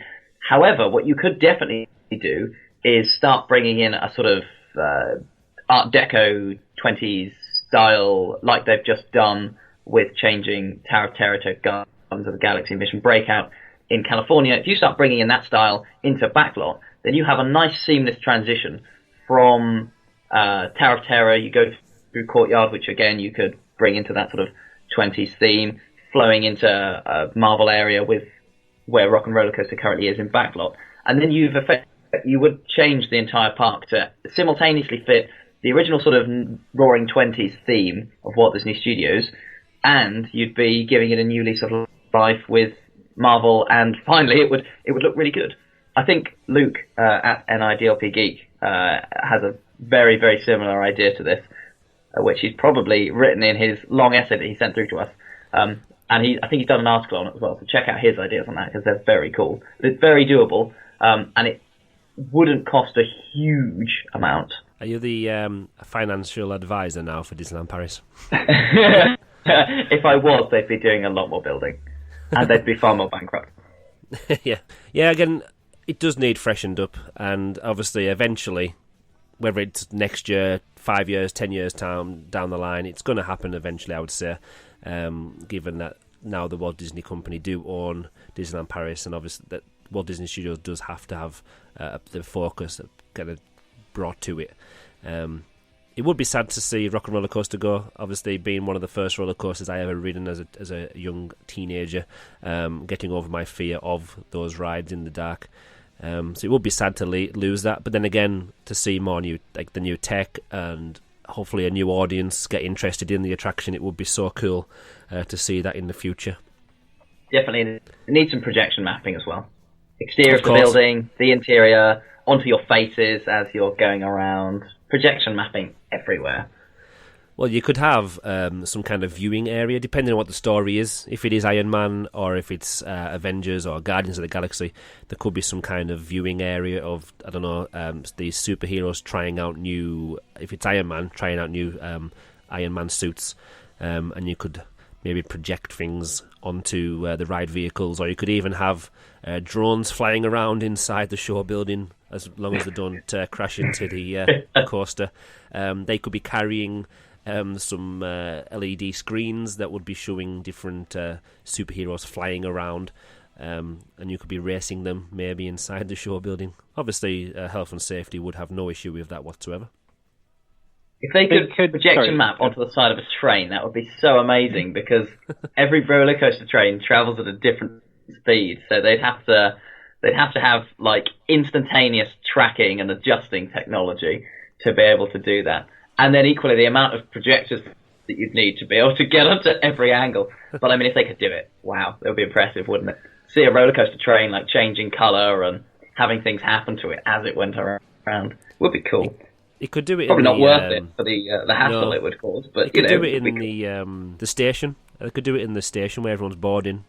Obviously, it wouldn't need as much, and obviously the trains would be going at a set speed, so you could have some kind of patterns going around on the vehicles, or again, you could have different characters projection mapped onto the faces of the guests as they're ready for launch when you're queuing up next to them, and obviously every now and then you put a hidden Mickey in there every now and then on someone's face. I was going to say they could certainly just add projection screens inside the coaster part of the attraction. Like, Hyperspace Mountain has these large screens which they, are using for multiple things now, aren't they? They were using them for Mission 2 content, and now they're doing Star Wars Hyperspace Mountain content on the same screens. And the Tron Light Cycle Power Run in Shanghai, they've got some very large screens inside that attraction. So they're projecting, film and media clips onto the screens, and as you're going past them. Yeah, thanks for bringing it back down to earth, because obviously we were going a bit crazy there with our projection. But yeah, obviously we don't. What we don't want is everything just to be replaced by screens. But then if obviously it's in the dark, you can't really see any practical scenery. So having the screens there doesn't really matter as much. I'll say one thing about screens is that I agree that I don't want attractions to be all screens, but I just have done the Avatar Flight of Passage ride at Disney World, which is literally all screens, but it's probably like the single best ride I've ever been on. And there aren't animatronics during the ride, there aren't sets, but you don't miss them. So that kind of is a counter argument, isn't it? That is true. I remember following your tweet last week, seeing your reaction to that, and then I do not like. Well, I don't mind spoilers, so I then found a video on YouTube and watched. Obviously, it doesn't have the same effect at all. Yeah, you could never ever spoil that ride, because what you've got on your computer screen is not quite the same as what they built in that massive show building. How do you know I haven't got an IMAX screen in my garage? No, it's literally got the biggest cinema screen I've ever seen. So it just goes to show, screen-based attractions can actually be really, really good. I think I would like to agree with you on that. Obviously not seeing it, but I know there's been a lot of argument against just all-screen attractions, and to some extent Ratatouille. obviously does rely on the screens in the different areas of the attraction, and probably that attraction might have been better without as many screens, maybe, in the 3D effect. Obviously, now with the technology they've shown there on the Flight of Passage, if they could have it on such a scale as that with the and I know they're bringing Ratatouille to America as well now. Exactly, they'll just copy the same format. So it's a shame that they won't be updating it. Yeah, I mean, hopefully they'll solve the problems in Ratatouille and then bring those changes back to Paris eventually. That would be the coolest thing, wouldn't it? That would never happen, surely. Well, I don't know. They made changes to Pirates of the Caribbean that immediately has been done in Paris before they've gone to California. So the changing of the take a wench for a bride scene. So true. There's no reason why nowadays we can't be down with the kids, keeping up with what's street. Just saying that makes you not street whatsoever. Rats. Gets me every time. But yeah, what else could they do at the show building? Obviously, at the moment, it's just a big corrugated steel box with some purple trim and a bit of trussing. I think one option that no one's really discussed is that if Disney are thinking really, really big, an option might be that they just demolish the whole backlot area and they actually start over. That they could do that. They do stuff like that in Florida. It sounds a bit inefficient and crazy to waste all of that, but you never know. They might be thinking of something like that. They certainly do like to. Well, certainly with the way that they do a lot of building now, is they like to build entire new areas. So, say if you look at what's going on in Florida right now, they've just built the entire new area of Pandora. They're looking to build the entire new area of Star Wars, Toy Story. So it's very plausible, but they just do a whole thing. Exactly, they're not adding in like individual attractions. They'll just flatten. If it's an existing site, they'll just flatten the whole area and then build one big sort of mega land that has a continuous theme throughout it. Because Disneyland Paris doesn't have as many attractions as all of the parks put together in Walt Disney World, would it make more sense to use some of the land that Disneyland Paris have got available to kind of build the new area that's connected to Walt Disney Studios, and then once that's up and running, then demolish what's already there? Or then do you kind of think, well, it's a waste of time knocking that down when it, you know what I mean? Like, rather than knocking it, having nothing, even though it may maybe only take out 2 or 3 attractions of that end of the park, if they did do that. I don't know, would it be worthwhile just adding extra, or would it be better to completely demolish it? I would hope that they would completely demolish it and do it to the Disney modern Disney standards, which are incredibly high now. It's ridiculous what they build these days in the American parks, at least. Yeah, I mean, when you think about what's in the backlot area, you have the sort of the cafe that's opposite Rock and Roller Coaster. Then you've got Motors Action, which I love Motors Action, but I mean it's got to go now. And I mean, fine, you could start building bits around it, but I think realistically, Alan, you're probably right. Yeah, if we want something that's to this new amazing Disney standard that they have achieved with things like Pandora, then let them have a properly blank canvas again. Yeah, a totally fresh start. Although I can't imagine it's going to happen in Paris. No. Just saying. So the list that we've got here for the future section, we'll just cross it all out and just put demolish and start again. Yeah, That'll makes our job easier. Well, I mean, in fairness, if you do that, you don't end up with this sort of thing where, say, like with Guardians of the Galaxy, Mission Breakout, people have been like, oh, well, you're ruining our tower that we have such a spiritual connection with, because then they'd be like, well, that tower's gone now.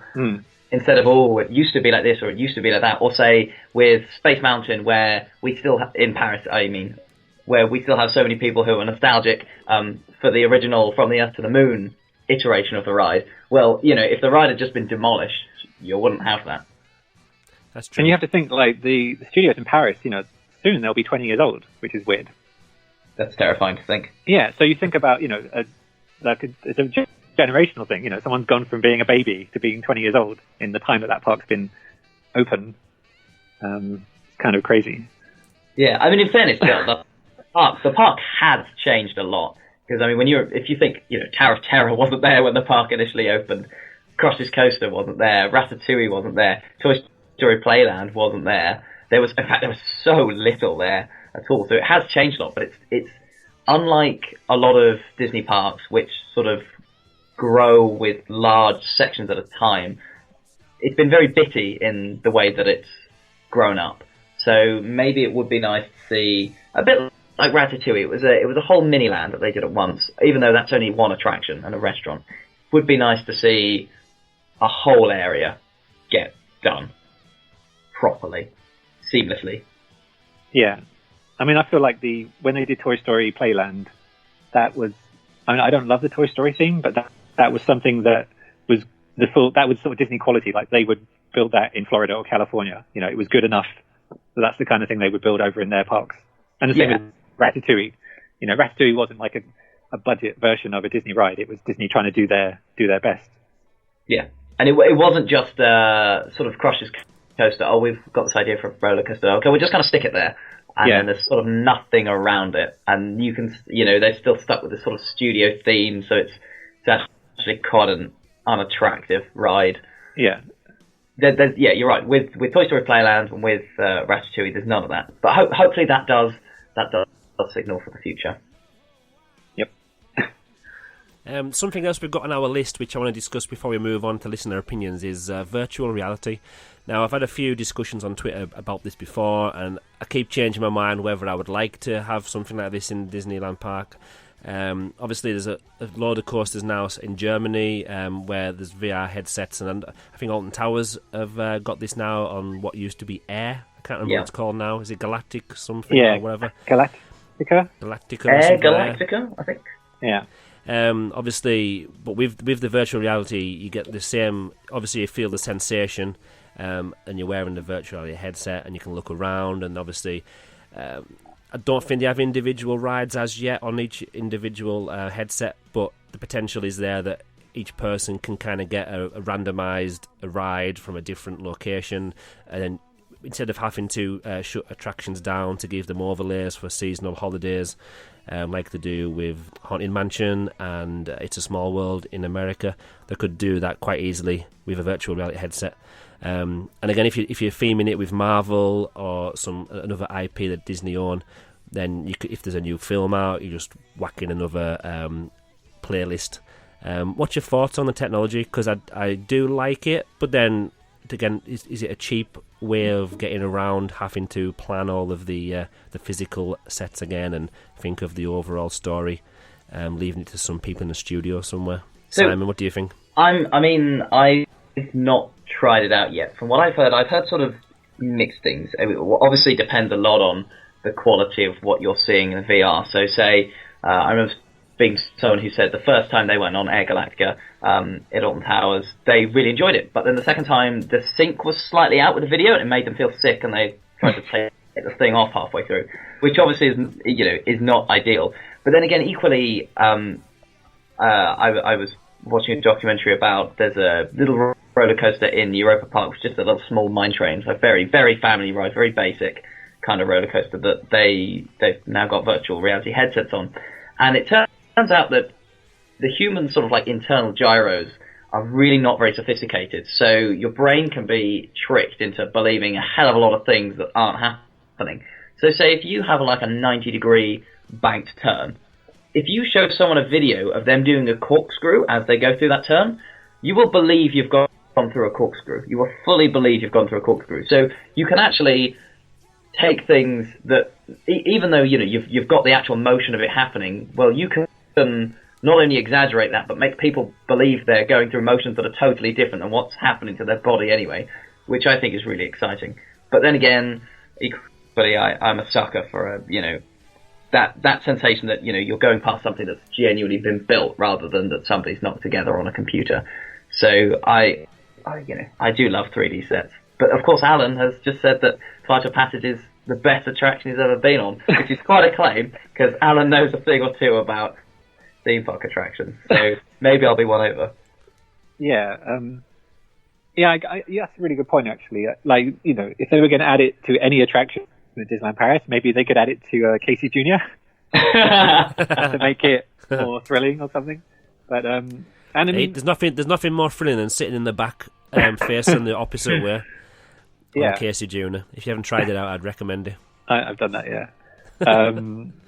Yeah, I have never actually experienced VR on a roller coaster, but to me it doesn't appeal. I mean, it seems like the last place that I'd want to wear a VR headset with all the G-forces and your head potentially smashing around in the restraint. Yeah. It doesn't sound very comfortable. No, and certainly, the advice always when you go on a roller coaster is things like, don't shut your eyes. So the idea that then you're going to have this headset on that's showing you something completely different than what's happening anyway. Yeah, I can understand how that could end up quite a sort of internally confusing experience. And it seems a shame when they built, like you said, such a big roller coaster, like a physical thing, to then shut down your, primary sense, and so that you can't see any of it, you can't appreciate it, because they could have simulated it with a much smaller coaster, couldn't they? Like you were saying. Yeah, certainly. That's true. I'm kind of split because obviously the tech geek in me wants to be able to experience this, and just thinking of all the different possibilities of being able to sit at home, and maybe if you're obviously in Walt Disney World now, you can book your fast passes 3 or 4 months in advance. You could, in the future, possibly you'll be able to sit at home. 2 months. Is it 2 months? Yeah. You'll be able to. You'll be able to sit at home and think, well, I'm going to go on this new Marvel VR roller coaster, and I'm going to book in. I want this flight with Iron Man, and then the next time I want to go on with Groot on his little voyage from Guardians of the Galaxy. So that will be quite cool, being able to pick that. But then, like you say, even though I love technology and I do love messing around with virtual reality a little bit in the home, it just doesn't feel like Disney is the place for that to happen, because of obviously the grand scale of everything that they do, and all the money they can spend on making all this elaborate roller coaster. And again, I agree, if you're putting all this time into a full-on roller coaster and you don't need all of that, if you've got the virtual reality, then they're just wasting time and money, aren't they, really? And I'd also say that, the whole concept of Disneyland is that it's, where the family plays, enjoys their day together. Whereas, VR, that's a very isolating experience, and you're not ever you can never, unless you take off the headset, you can never see the expressions of the group that you're with. You can't see if anyone's enjoying the ride. You can't see the person next to you. Yeah. Unless, of course, they have cameras in the headrests in front, and then you can, in the virtual reality world, your face is mapped onto the person next to you, and then you can kind of see people's emotions around you. But then that's getting too complicated. Yeah. But I agree, it is a family place, isn't it? You want, some of the enjoyment on a roller coaster is seeing the person next to you who's never ridden a roller coaster before, seeing their reaction to it, and you're doing it together. You're not doing it. You're not in this one-person coaster train. You're in a group of people. Well, that's of course you went through single rider, and you don't like the people anywhere near you, and you don't know who they are, and you kind of feel like you want to be on your own. Maybe, but I think the atmosphere. I think it still adds to the atmosphere, doesn't it? Just hearing the screams and the laughter. And think about the Tower of Terror. If you did the Tower of Terror completely on your own, it wouldn't be half as fun, would it? Definitely. It's that laughter that makes it in Tower of Terror. Yeah, so. people clapping at the end, just the reaction to it. People being surprised that it was more thrilling than they expected, or something like that. That's so cool. If you've got any opinions on out there in Twitter land or podcast world, these 2 new places I've just invented, if you've got any opinions on the future of Tower of Terror, bloody hell. I need to put the explicit warning now on that I've just swore. If you've got any opinions... We got 2 hours into it. We were doing so well.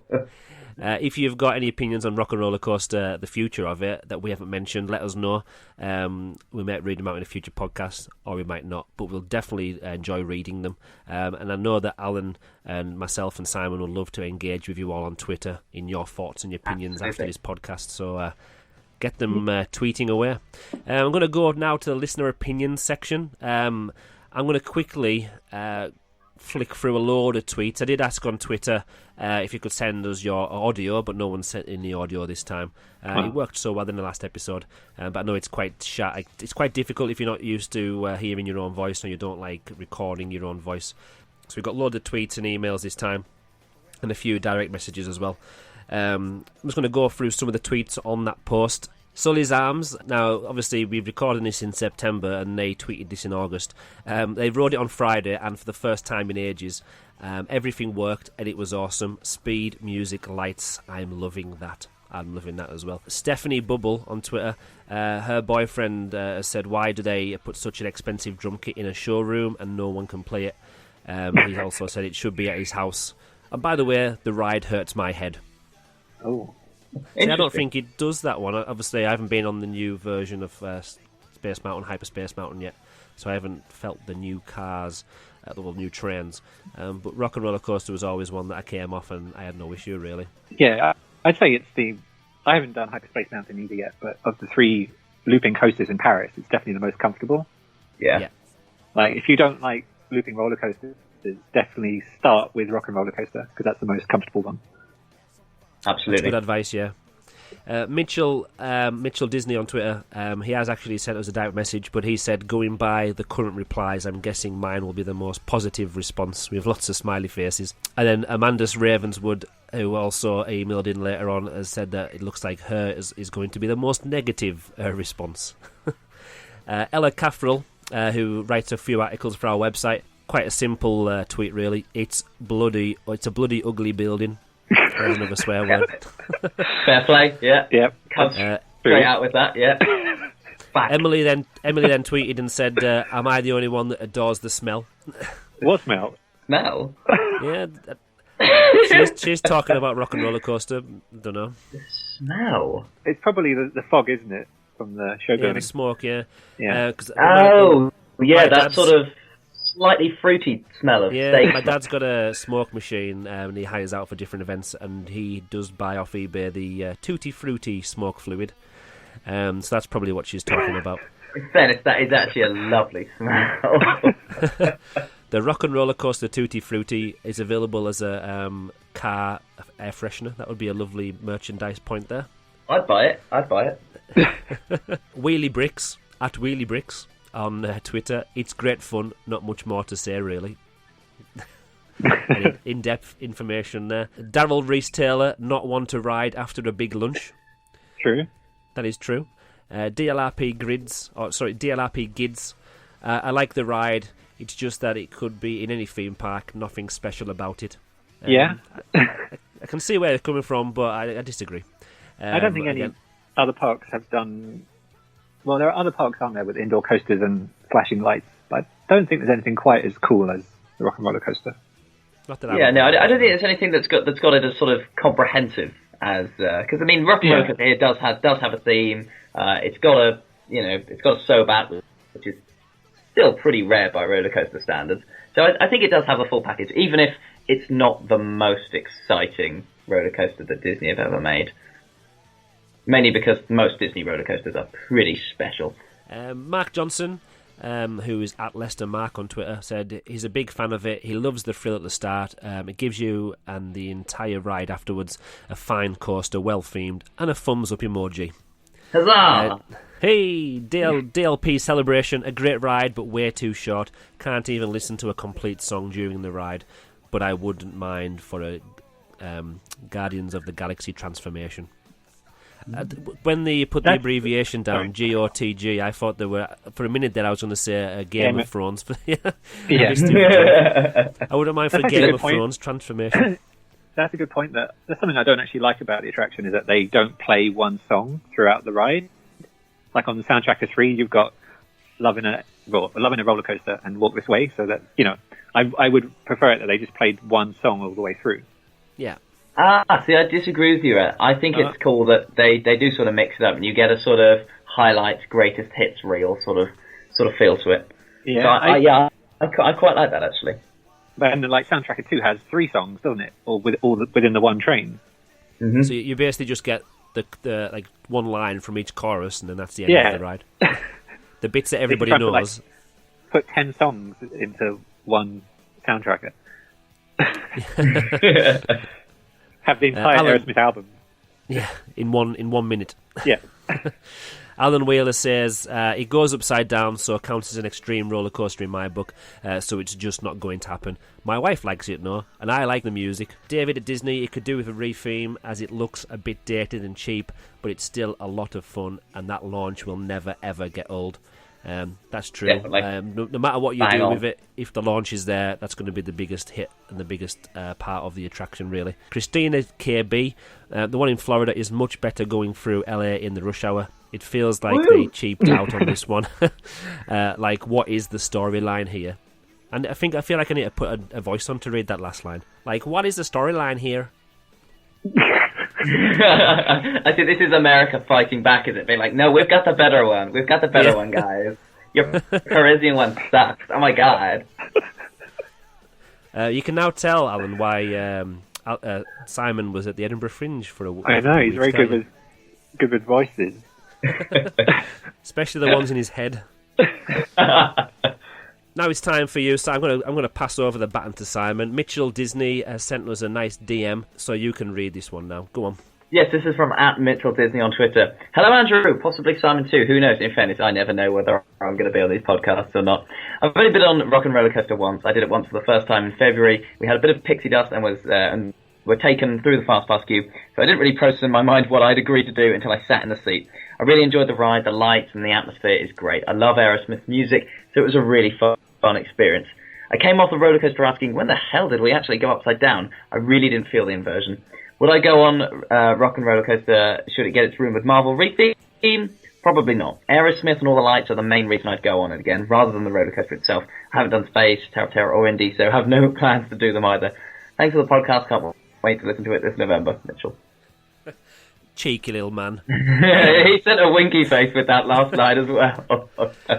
Now, depending on how long it takes me to edit this, it might take a couple of months, so November might be the possible launch date, yeah. Especially once Alan's got his legal team on us and taken anything out that he didn't like. Oh, no. It's from Random Disney Guy, @Random Disney Guy on Twitter. He says, and he's quoting the pre-show here, "What a ride, what an experience, Ali. Love the pre-show, love the ride. I prefer the limo story used in America. I've heard rumours it's going to be re-themed to Spider-Man, along with other Marvel changes in the park. I'll be sad to see it go, but also happy as I'll have something new to experience." Yeah, I think that's the feeling of all of us, really, isn't it? Obviously, if it's re-themed, it's one of those things we need to do. It'll be sad to see the old one go, but to have something new, it kind of gives you the excitement again, wanting to go back to do something different, doesn't it? Definitely, and I really appreciate the quoting of the pre-show. That's really put a smile on my face. Now, I shouldn't have started off with you, Simon, because I'm going to have to read Luke's email now. Oh, I love Luke's emails. They're always fantastic. And this is longer than the dissertation that I'm writing at the minute for my degree. It's a shame you can't just copy and paste parts of this email and put it in your dissertation. Maybe I will, and just hope that they don't read it. Out. Yeah. Yeah. Hey guys, just leaving my thoughts for the next episode on Rock and Roller Coaster. Looking forward to it. One of the opening attractions for Walt Disney Studios parks, Rock and Roller Coaster by default was one of the highest quality attractions in the park due to the lackluster roster. He's always harsh with his words, isn't he? As time has progressed, it has kept its popularity both from guests and myself, but cracks have always been... Butt cracks? Butt cracks, oh yeah. Oh, just imagine that being said in an Irish accent as well. Not from guests and myself. Butt cracks have always been evident within the experience. My love for thrill rides is what has always enticed me to Rock and Roller Coaster, and little argument that it is one of the best courses in the resort, with Disneyland Park's two mountains just beating it to the punch. The combination of speed, inversions and pacing make it a joy for those looking for the high octane, and smoothness is heavenly compared to the rougher rides of Space Mountain and Indiana Jones. I'm not sure on the specifications, but to me, Rock and Roller Coaster has always felt slower than DLP's other two looping coasters. That could, however, be due to the dark shore room deceiving my concept of travel. It is faster, isn't it? So obviously the different route of the track and the fact that there's maybe less going on for him when he's on the ride probably does make it feel slower, but it is faster. As for the ride theming, there really isn't much to go by once sat in the trains other than come lighting. Wait a minute, is he doing this on purpose? As for the ride theming, there really isn't much to go by once sat in the trains other than some lighting effects, smoke and metal supports. Unlike Space, Big Thunder or even Indiana Jones, there isn't a lot to look at as you whiz along the track. Is you whizzing along the track now? Exactly, yeah. To me, whizzing means something else. So, butt cracked, whizzing, and something I won't repeat. Along the track, other than the odd flash of light or smoke effect, the reality of being thrown around a dark room is made all the more evident when these effects are broken. As we mentioned before, when we've ridden the attraction without the music. The real star of the attraction is the soundtrack and how it is incorporated into the experience. He's not a big music fan by any stretch, and he tends to avoid rock music when possible, but I dare anyone to ride Rock and Roller Coaster and not end up singing along to the famous Aerosmith hits everybody knows. It's another fine example of how Disney can take something you have no interest in and make it something special. The high pace, loud beats and tunes perfectly fit the dips and turns of Rock and Roller, so much so that not having it leaves you disappointed. On one such occasion I experienced exactly that, where I rode the attraction with none of the effects working, no smoke, no lights, no music, nothing. Maybe it was because I became so accustomed to these elements in the coaster, or because my fellow riders failed to cheer, scream or make any indication they were human, but I was bored. I distinctly remember shouting halfway through, "Cheer up everyone, we're in Disneyland," to get some sort of reaction out of my co-passengers. It didn't work. Oh, they must have been so boring. Fans of music and the rock genre are sure to get a kick or two from Rock and Roller Coaster's queue area. There's a lot in there for the enjoyable trip down music memory lane, though it does little for me. I recognise some of the names from the tour posters and signed merchandise, but it's something I never regret missing when opting for the Fast Pass line. To be honest, I've never actually done the Fast Pass line on Rock and Roller Coaster before. Anybody else done It's not really necessary in Paris. No. I've never missed that out. Kind of a waste of a Fast Pass. Yeah. The pre-show, on the other hand, go on.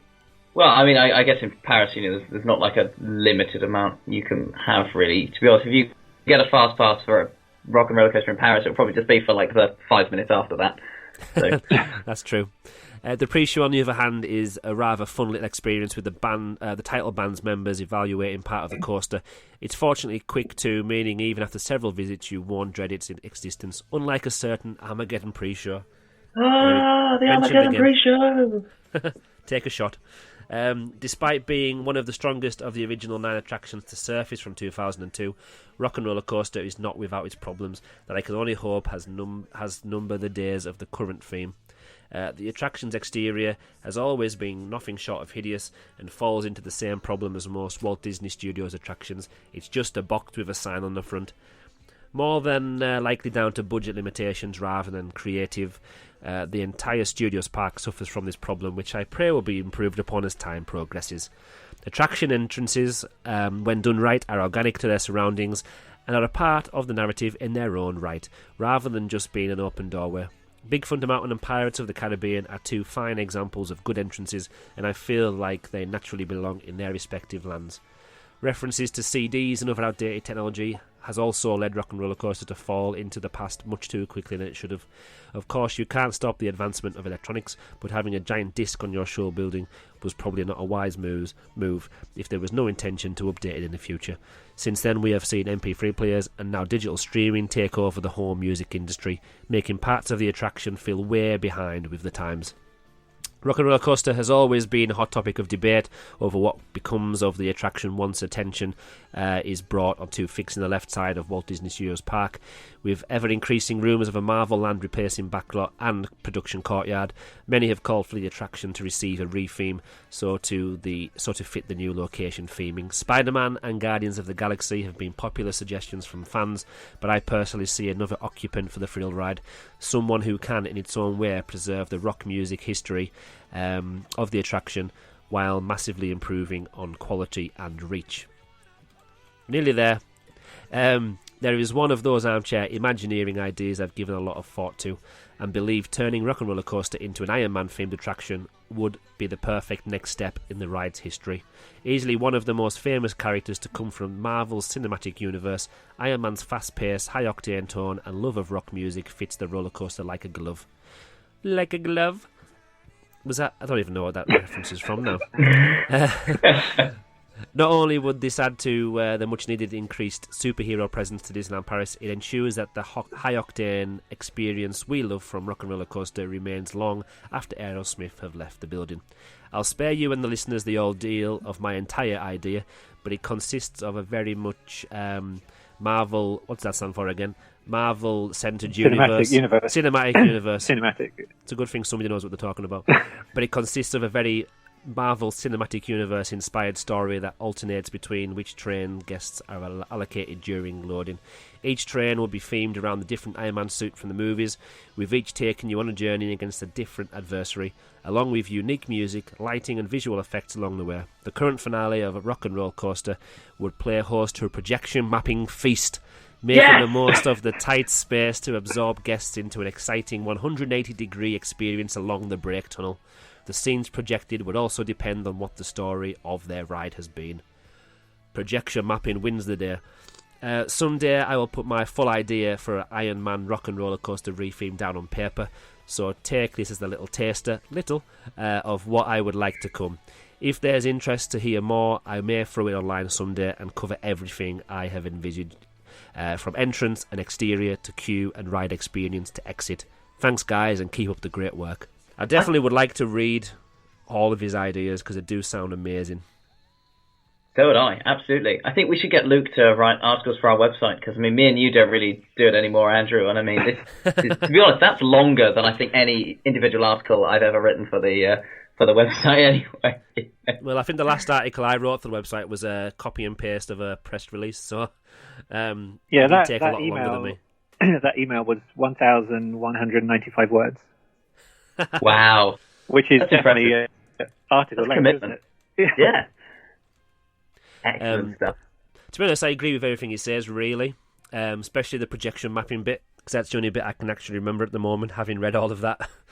But yeah, if you want to, what I might do, I maybe ask Luke if he doesn't mind if we post that on our website, because obviously sometimes when you're listening to a podcast and you hear a lot of words read out like that, it's sometimes better to see it on the screen or read it on paper. So I'm sure he won't mind. We'll maybe post this on our website along with the podcast episode so you can take a little read, because it is such a great email.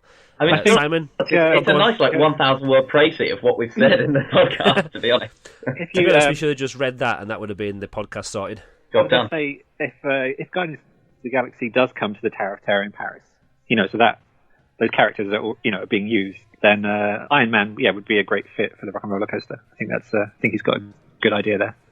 Mm-hmm. Yeah, it would link in with the New York theming as well of the New York hotel, wouldn't it? Would it be weird having them in two places at once, or would it not be a problem? Don't think it'd be a problem. Well, based on Toy Story, I don't think they'd mind, would they?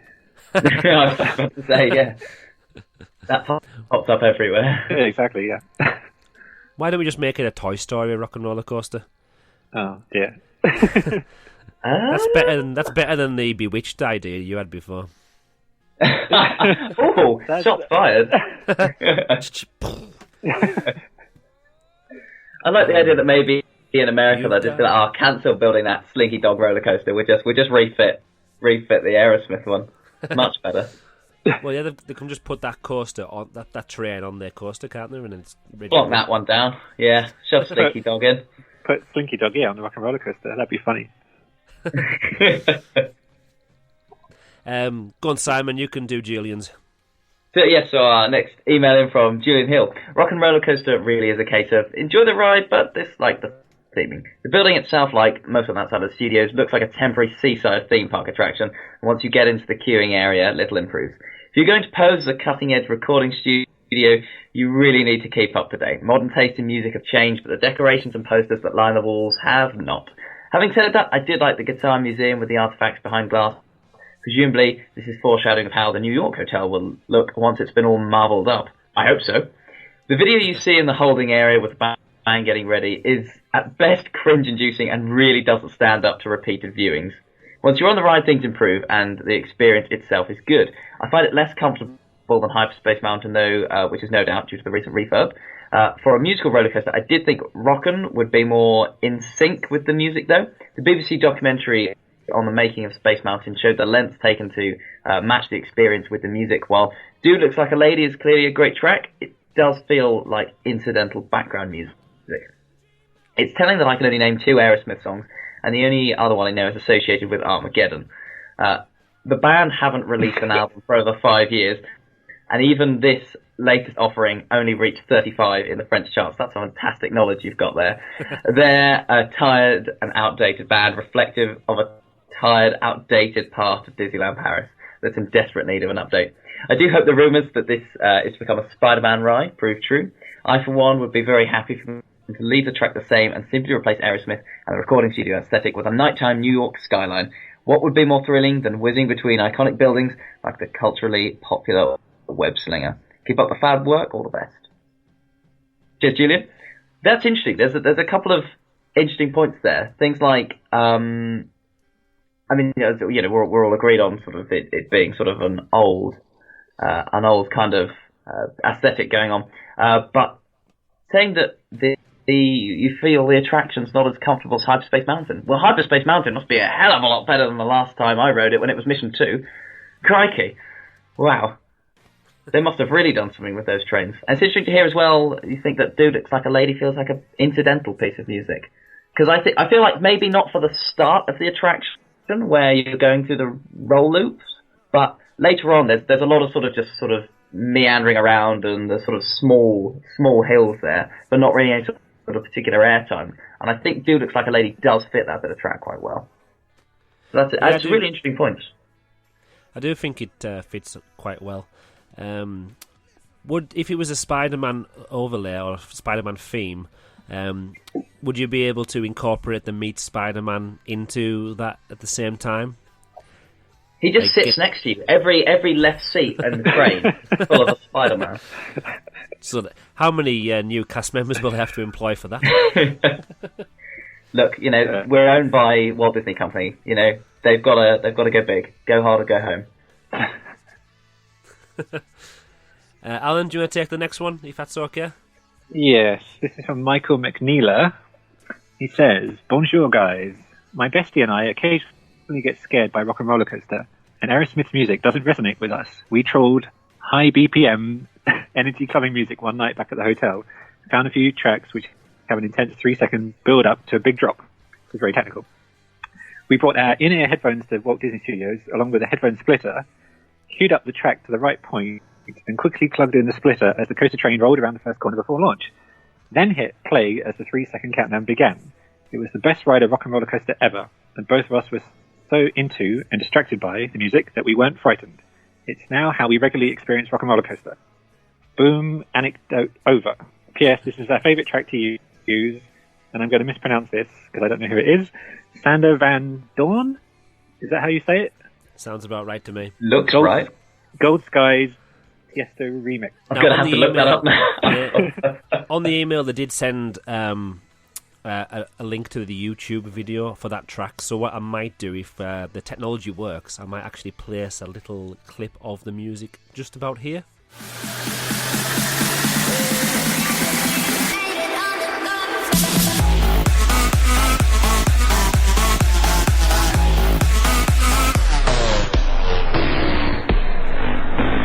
Obviously, what they're doing there is they're listening to different music, which is high BPM, beats per minute, and trying to sync it up with a big drop as well. Now, how cool is that, having to spend all that time, go through loads of different music tracks, finding ones that are timed perfectly with the drop and the launch as well.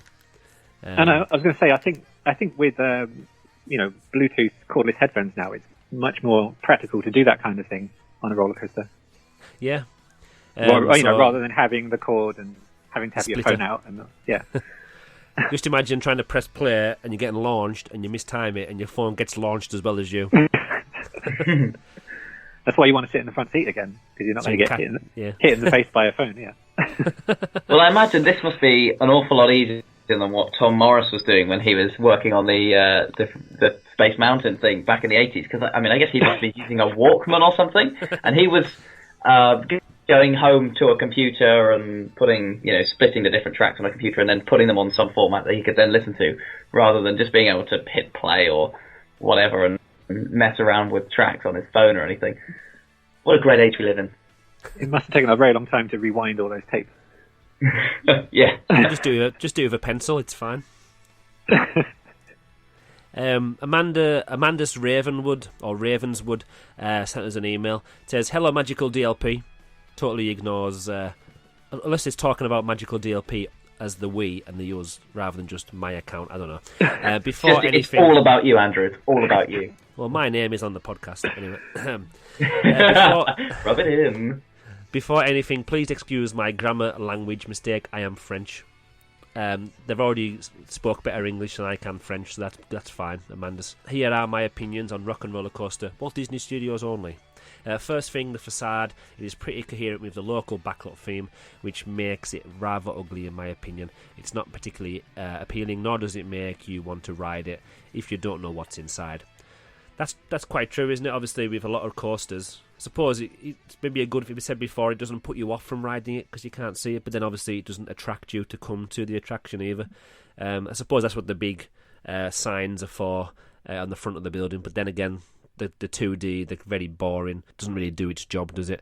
I find the interior queue rather well decorated, although there isn't enough to look at to make you forget about the time you spend in that room. I don't think you spend too long in there, but obviously it depends on the time of year you go. The pre-show isn't very good in my opinion. It does a good job at introducing the storyline, but having famous people on the screen without even looking at you isn't exactly immersive. The final part of the queue line is great, watching the soundtrackers get catapulted while hearing people's screams, all that in a dark, large soundstage, really builds up the tension. Kind of like the spooky flickering lights and pipe noises in the boiler room of the Tower of Terror. I will split my opinions of the ride itself into two parts, the coaster track and the theming. The track obviously begins with the propulsion of the ride vehicle at a very high speed, immediately followed by multiple loop-de-loops inversions at very high speed. But for the rest of the ride gets pretty boring. It is not well balanced, as you get almost all of the crazy inversions and accelerations at the beginning. The reason I said it gets boring is that you don't even have anything interesting to look at. According to Wikipedia, the storyline is as follows, and it listed all the storyline about working with the engineers and checking the new roller coaster experience. Basically, we are on a roller coaster with synchronized music and light effects, and the storyline behind this is that we are on a roller coaster with synchronized music and light effects. I was very disappointed by that when I first rode it. In Crush's Coaster, you are underwater. In Space Mountain, you are in space. Here, you're on a roller coaster. There's nothing particularly interesting to look at, and the light show is often out of sync with the music when you actually have some music to listen to. This is, to me, the main problem of the attraction. The storyline isn't really a storyline, which is why the theming isn't really great either. The other problem is Aerosmith. I don't like hard rock, but it's just a personal opinion. However, I don't think Disney parks and Aerosmith go well together, and barely anyone I know actually knows or likes Aerosmith. I'd be very happy to. I'd be very happy to see the attraction get the rumored Guardians of the Galaxy overlay.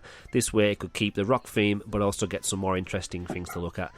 To conclude, here are my ratings of the different aspects of the. We should do a rating system on our podcast, Simon. This is a really good idea, actually. So they've voted storyline. It must be out of 10. Storyline's 3 out of 10. Exterior decoration 2 out of 10. The queue theming and decoration 6 out of 10. Pre-show 4 out of 10. The ride decoration 4 out of 10. Ride thrills 5 out of 10. The storyline understanding 5 out of 10. The state of the maintenance of the attraction 5 out of 10. And ride capacity in regard to popularity 7 out of 10. Giving the overall attraction an average 4.6 out of 10 for Amanda's Ravenswood. Do you disagree with any of those scores, either of you? Or agree with any of them? I disagree. Sorry, you go. Go for it, Alan. Go for it. I would just say that definitely I'd say it's more thrilling than a 5 out of 10. Definitely. Going by the ride thrills. I mean, if it was a 10, you'd probably be dead. Maybe. And I wouldn't say the queues. I don't know, really. Yeah, the exterior decoration should be a 1, really. It should be like the lowest level. Yeah. But then I don't feel like the storyline is that bad. I mean, I understand. I does feel a bit like a cop-out that it's a roller coaster themed like a roller coaster, but it's still really quite good fun, and at least it's coherent. Whereas there are some roller coasters where like they're trying to get you to believe something's going on, and you're like, no, I'm not buying this at all. Whereas at least this one, you can be like, oh, it's a roller coaster theme like a roller coaster, and it does the job, however easy that job may be. Right, Simon, you can take your namesake for this one. So this one's from Simon Marshall, at SkillsChampion2 on Twitter. Right, a subject I love. I've been a fan of coasters for as long as I remember. The Vampire at Chessington many years ago as a kid on a school trip being my first. As much as I like Hyperspace Mountain, I've always preferred Rock and Roller Coaster out of the two. If you forget that the theming is at least 15 years out of date, the cueing is an awesome music history lesson. The bit with the band in the recording studio gives it meaning, and you feel like you're with them. Once you're on the roller coaster, it's fast, it's upside down, and everything a throwaway should be. What should they do with it then? A Marvel re-theme is the obvious choice, but it could be something else like Cool Runnings, the incredible Bolt or Planes. Cool Runnings is an excellent thought. I can't wait to know where this is going. Cool Runnings would be amazing, 3 exclamation marks. Or why not re-theme it as something completely new and exciting?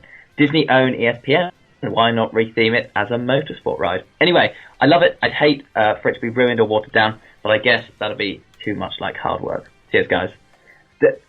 Cool Runnings. Now, so what, would you have sort of like Jamaican reggae music as you went around? Jamaica, we have a bobsled team. You could have John Candy in the pre-show room, like coaching you. This is such a fun idea. Have they ever considered doing this on, Matterhorn bobsleds? Have they ever considered doing that? Just a random like Easter egg overlay. Don't think so. No. I've just searched for Cool Running quotes, and my favourite one that's stood out so far is "Rise and shine, it's butt whipping time." So that links in with what NIDLP Geek was talking about before. Exactly. Yeah. The other idea I quite like is, of course, Disney do own ESPN, which half the time broadcasts IndyCar, and I'm a really big motorsport fan, so an IndyCar ride would be fun. Although I'm not sure the Parisians would really appreciate that. No. Maybe Formula One, maybe. Although, Cool Runnings has sold it for me. Let's be honest, we can't top that. Just imagine if it was Cool Runnings with the music featuring I forgot the name now. Bewitched. That's them. I was gonna say Bewitched and Cool Runnings. You could just a mashup, just a total mashup of that. If somebody doesn't create a mashup of Cool Runnings and Bewitched as like some kind of digital overlay for this attraction, then I'll be really upset. If anybody's got Planet Coaster out there and wants to create a Rock and Roller Coaster version with Bewitched and Cool Runnings, then send me the link once you've created it and I'll download it. If someone does that, I think we'll build them for it. We'll go all out. That's how good this attraction will be. Yeah, we'll build it. I'm sure Disney will build it as soon as they see it, because it's like Cool Runnings. The IP is just sitting there, and they need to do something with it. Go on, Alan. I'll give you the pleasure really of long reading one. the last email. Yeah, not as long as it's not as long as Luke's. So how do you pronounce this name? Jolien Van Houtven at Jojo_Van Houtven. Hi, Andrew and Simon. I mentioned Alan. Anna. And Alan. Rock and Roller Coaster is one of my favourite attractions in Disneyland Paris. Good music and a thrilling roller coaster with different light shows. What more could you ask? The feeling when you get launched is the best, and on the ride, I love how you can actually see pieces of the track. The fact that it's indoor makes it interesting. When you enter the building, you enter the themed environment. I still awe at those guitars and music memorabilia, and they have stalled out in the waiting line. On the attraction itself, the track is the backdrop for the lights and the music. Simple but effective enough for me. So it really needs the music to function as a good attraction. I've been on silent soundtrackers, or where the music fell out mid-track, and then the ride gets dull. One of my favourite memories of it is actually when it broke down right when I entered the loading platform. The countdown started, but the soundtracker didn't launch. So you saw the faces change of the people who were on it, change from fun to what's wrong here. Lights switched on, and everyone was escorted out of the soundtracker. This is like the evacuation story that you were saying. It was amazing seeing into the launch tunnel, and when after a little while they were testing the launch system right in front of my eyes, it was really interesting to see the mechanisms of the launch and the tests they performed. Sadly, I didn't have enough time to see all the tests and ride it when they would open it again, because I had to catch my train back home. I don't mind that they used Aerosmith to brand the attraction. I love the band and the music, though I'm well aware that Aerosmith won't last long anymore. Literally. Marvel will probably take over the attraction in the future. Since none of the Marvel stories actually grab my attention, I'm not kind on it. It would make sense in what we see happening around the globe, and the will of Imagineering to incorporate Marvel stories into the parks, and it will be a good step for the studios, yet a painful one for my heart. But for now, we can still enjoy going down on this coaster. They weren't my words. And sing along to the great Aerosmith music. There you go. Oh, it was a reference to the roller coaster and the pre-show, but after earlier, we were never going to interpret it like that, were we? Oh, blimey.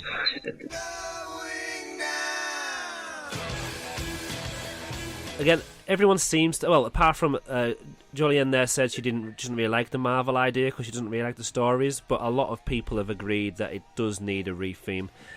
Cool Runnings is still the favourite idea on there. Definitely. So Simon's got our vote.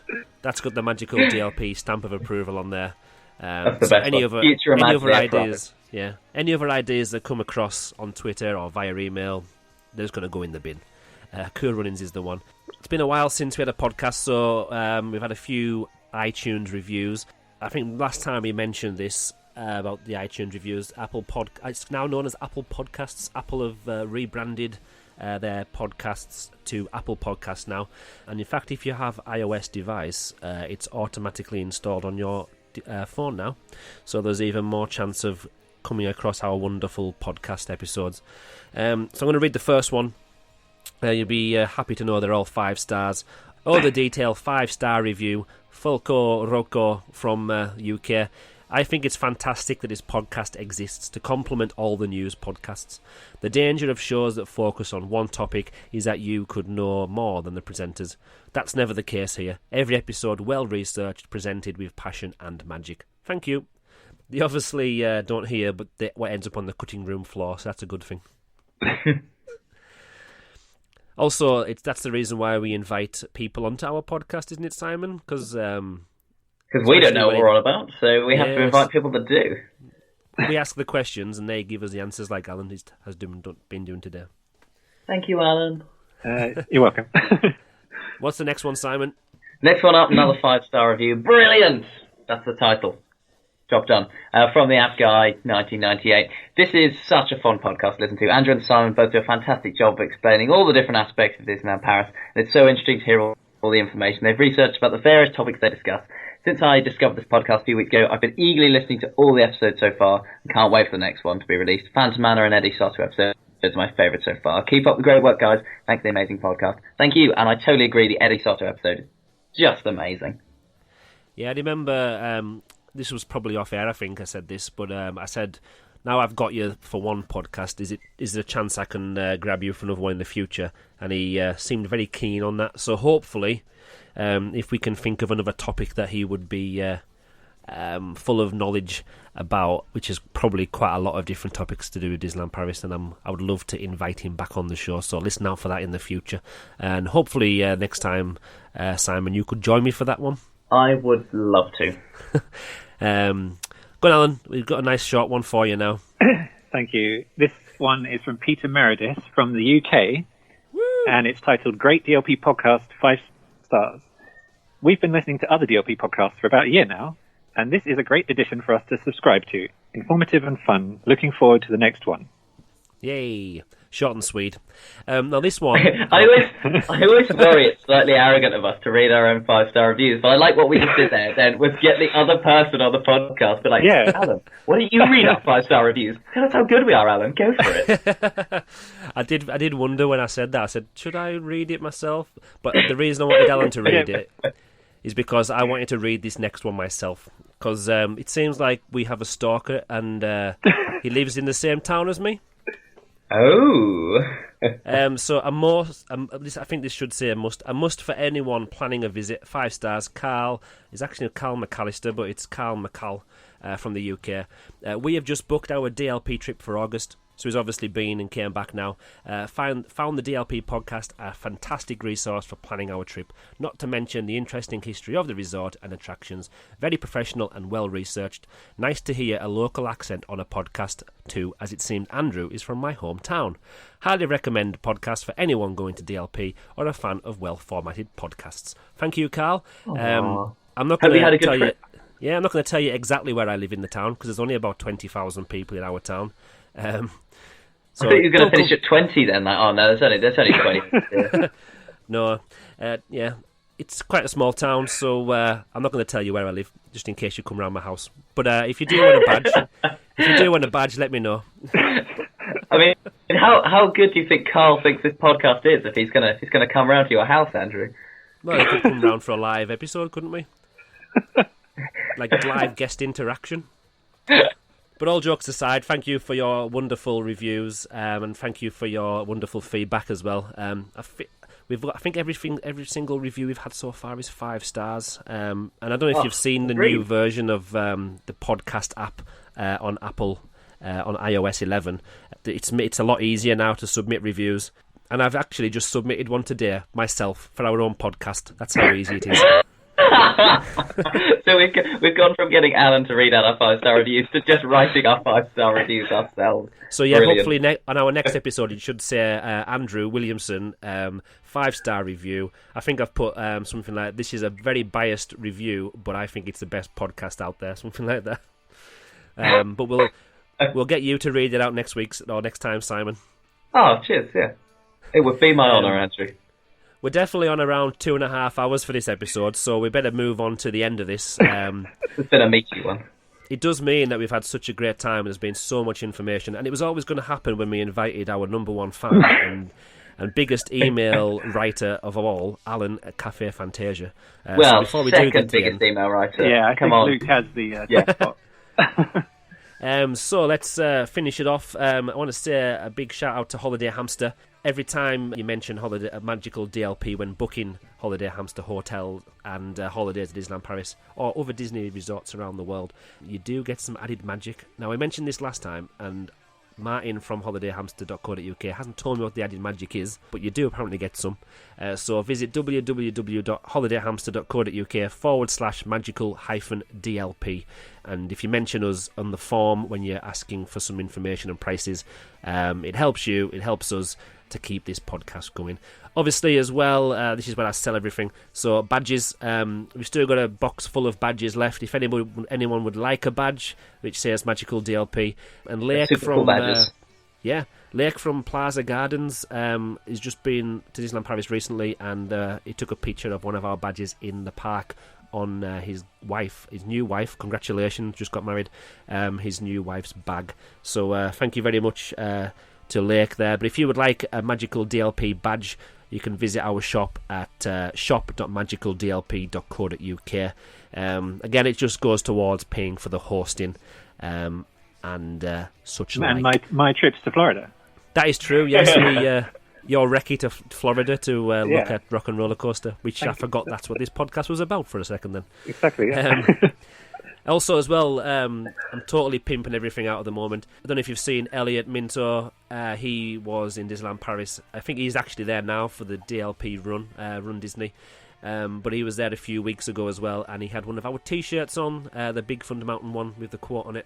If you would like to buy such things as phone covers, bottles, mugs, stickers, you can get them from redbubble.com/people/magicaldlp. I remember saying a few years ago when we started the podcast that I would never stoop to selling merchandise or getting our name out there, but a lot of people had asked me for such things, and it seemed to go quite well, and the cost of hosting the podcast is going up ever so slightly every year. So if you do like what you're listening to, please do us a little favour and purchase a badge or buy a T-shirt. We get a little bit of money, not a lot, but it does help pay for the hosting. Introduce the next podcast, it says next. Now, we had a discussion before we went on air, and if you don't like this suggestion, then your tweets need to be directed to @CafeFantasia. Our next episode is going to be all about Peter Pan's flight. which obviously has had refurbishment in the last year or two. You're not expecting that, Alan, because you went, ooh. Yeah, it was a surprise. You did say it about 2.5 hours ago, 3 hours ago. I know, ago. it's been so long ago. I thought that was like last year. We remember, Alan. We remember. Yeah. Let us know your opinions. Give us your rating on Alan as well. Will we invite him back? It's entirely up to you. We'll be running a Twitter poll. Yes or no? Actually, well, the options will be yes or yes, because yes, I would love to have Alan back on the show. So, Peter Pan's Flight. Email us at podcast@magicaldlp.co.uk. Messages on Twitter, Facebook, or our website, magicaldlp.co.uk. Nobody sent in any audio this time, but don't forget you can record audio on your phones. You've all got a microphone. Hit record. Just send us in 10 minutes. Luke, if you could record your own next time, then we don't have to spend hours reading it out. That would be great. So record it on your laptop, on your PC, on your tablet, on your smartphone. Send it in, podcast@magicaldlp.co.uk. And the last bit I need to talk about is if you like what we're doing, and even if you don't like what we're doing, you can still leave us a 5-star review and get in touch. The podcast is nothing without you. So before I say goodbye, I'm going to give Alan any final words before we kick him off.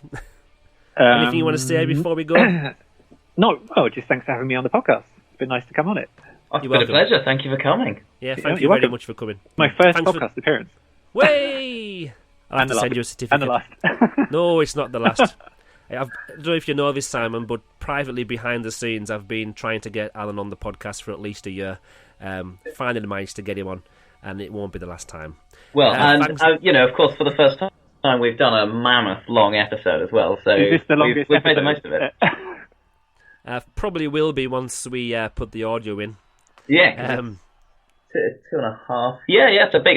In fairness, it's taken us a while. It's a big one. It's longer than Lord of the Rings. And I thought that was a bloody long film. That can be the strap line for this episode. It's longer than Lord of the Rings. Lord of the Rings. And we could be describing something else, but we are talking about the podcast. Thanks for joining us for episode 17 of the Magical Disneyland Paris podcast. Until next time, goodbye. Goodbye. Tous les systèmes sont prêts? Let's hear you, Pam. Yeah, sounds good out there. Sound tracker prêt pour le lancement. Prepare for launch. Here we go!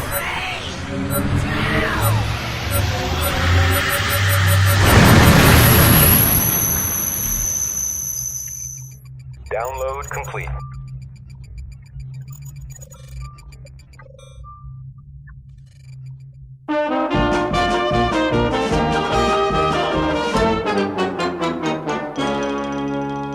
Rise and shine, it's butt whipping time.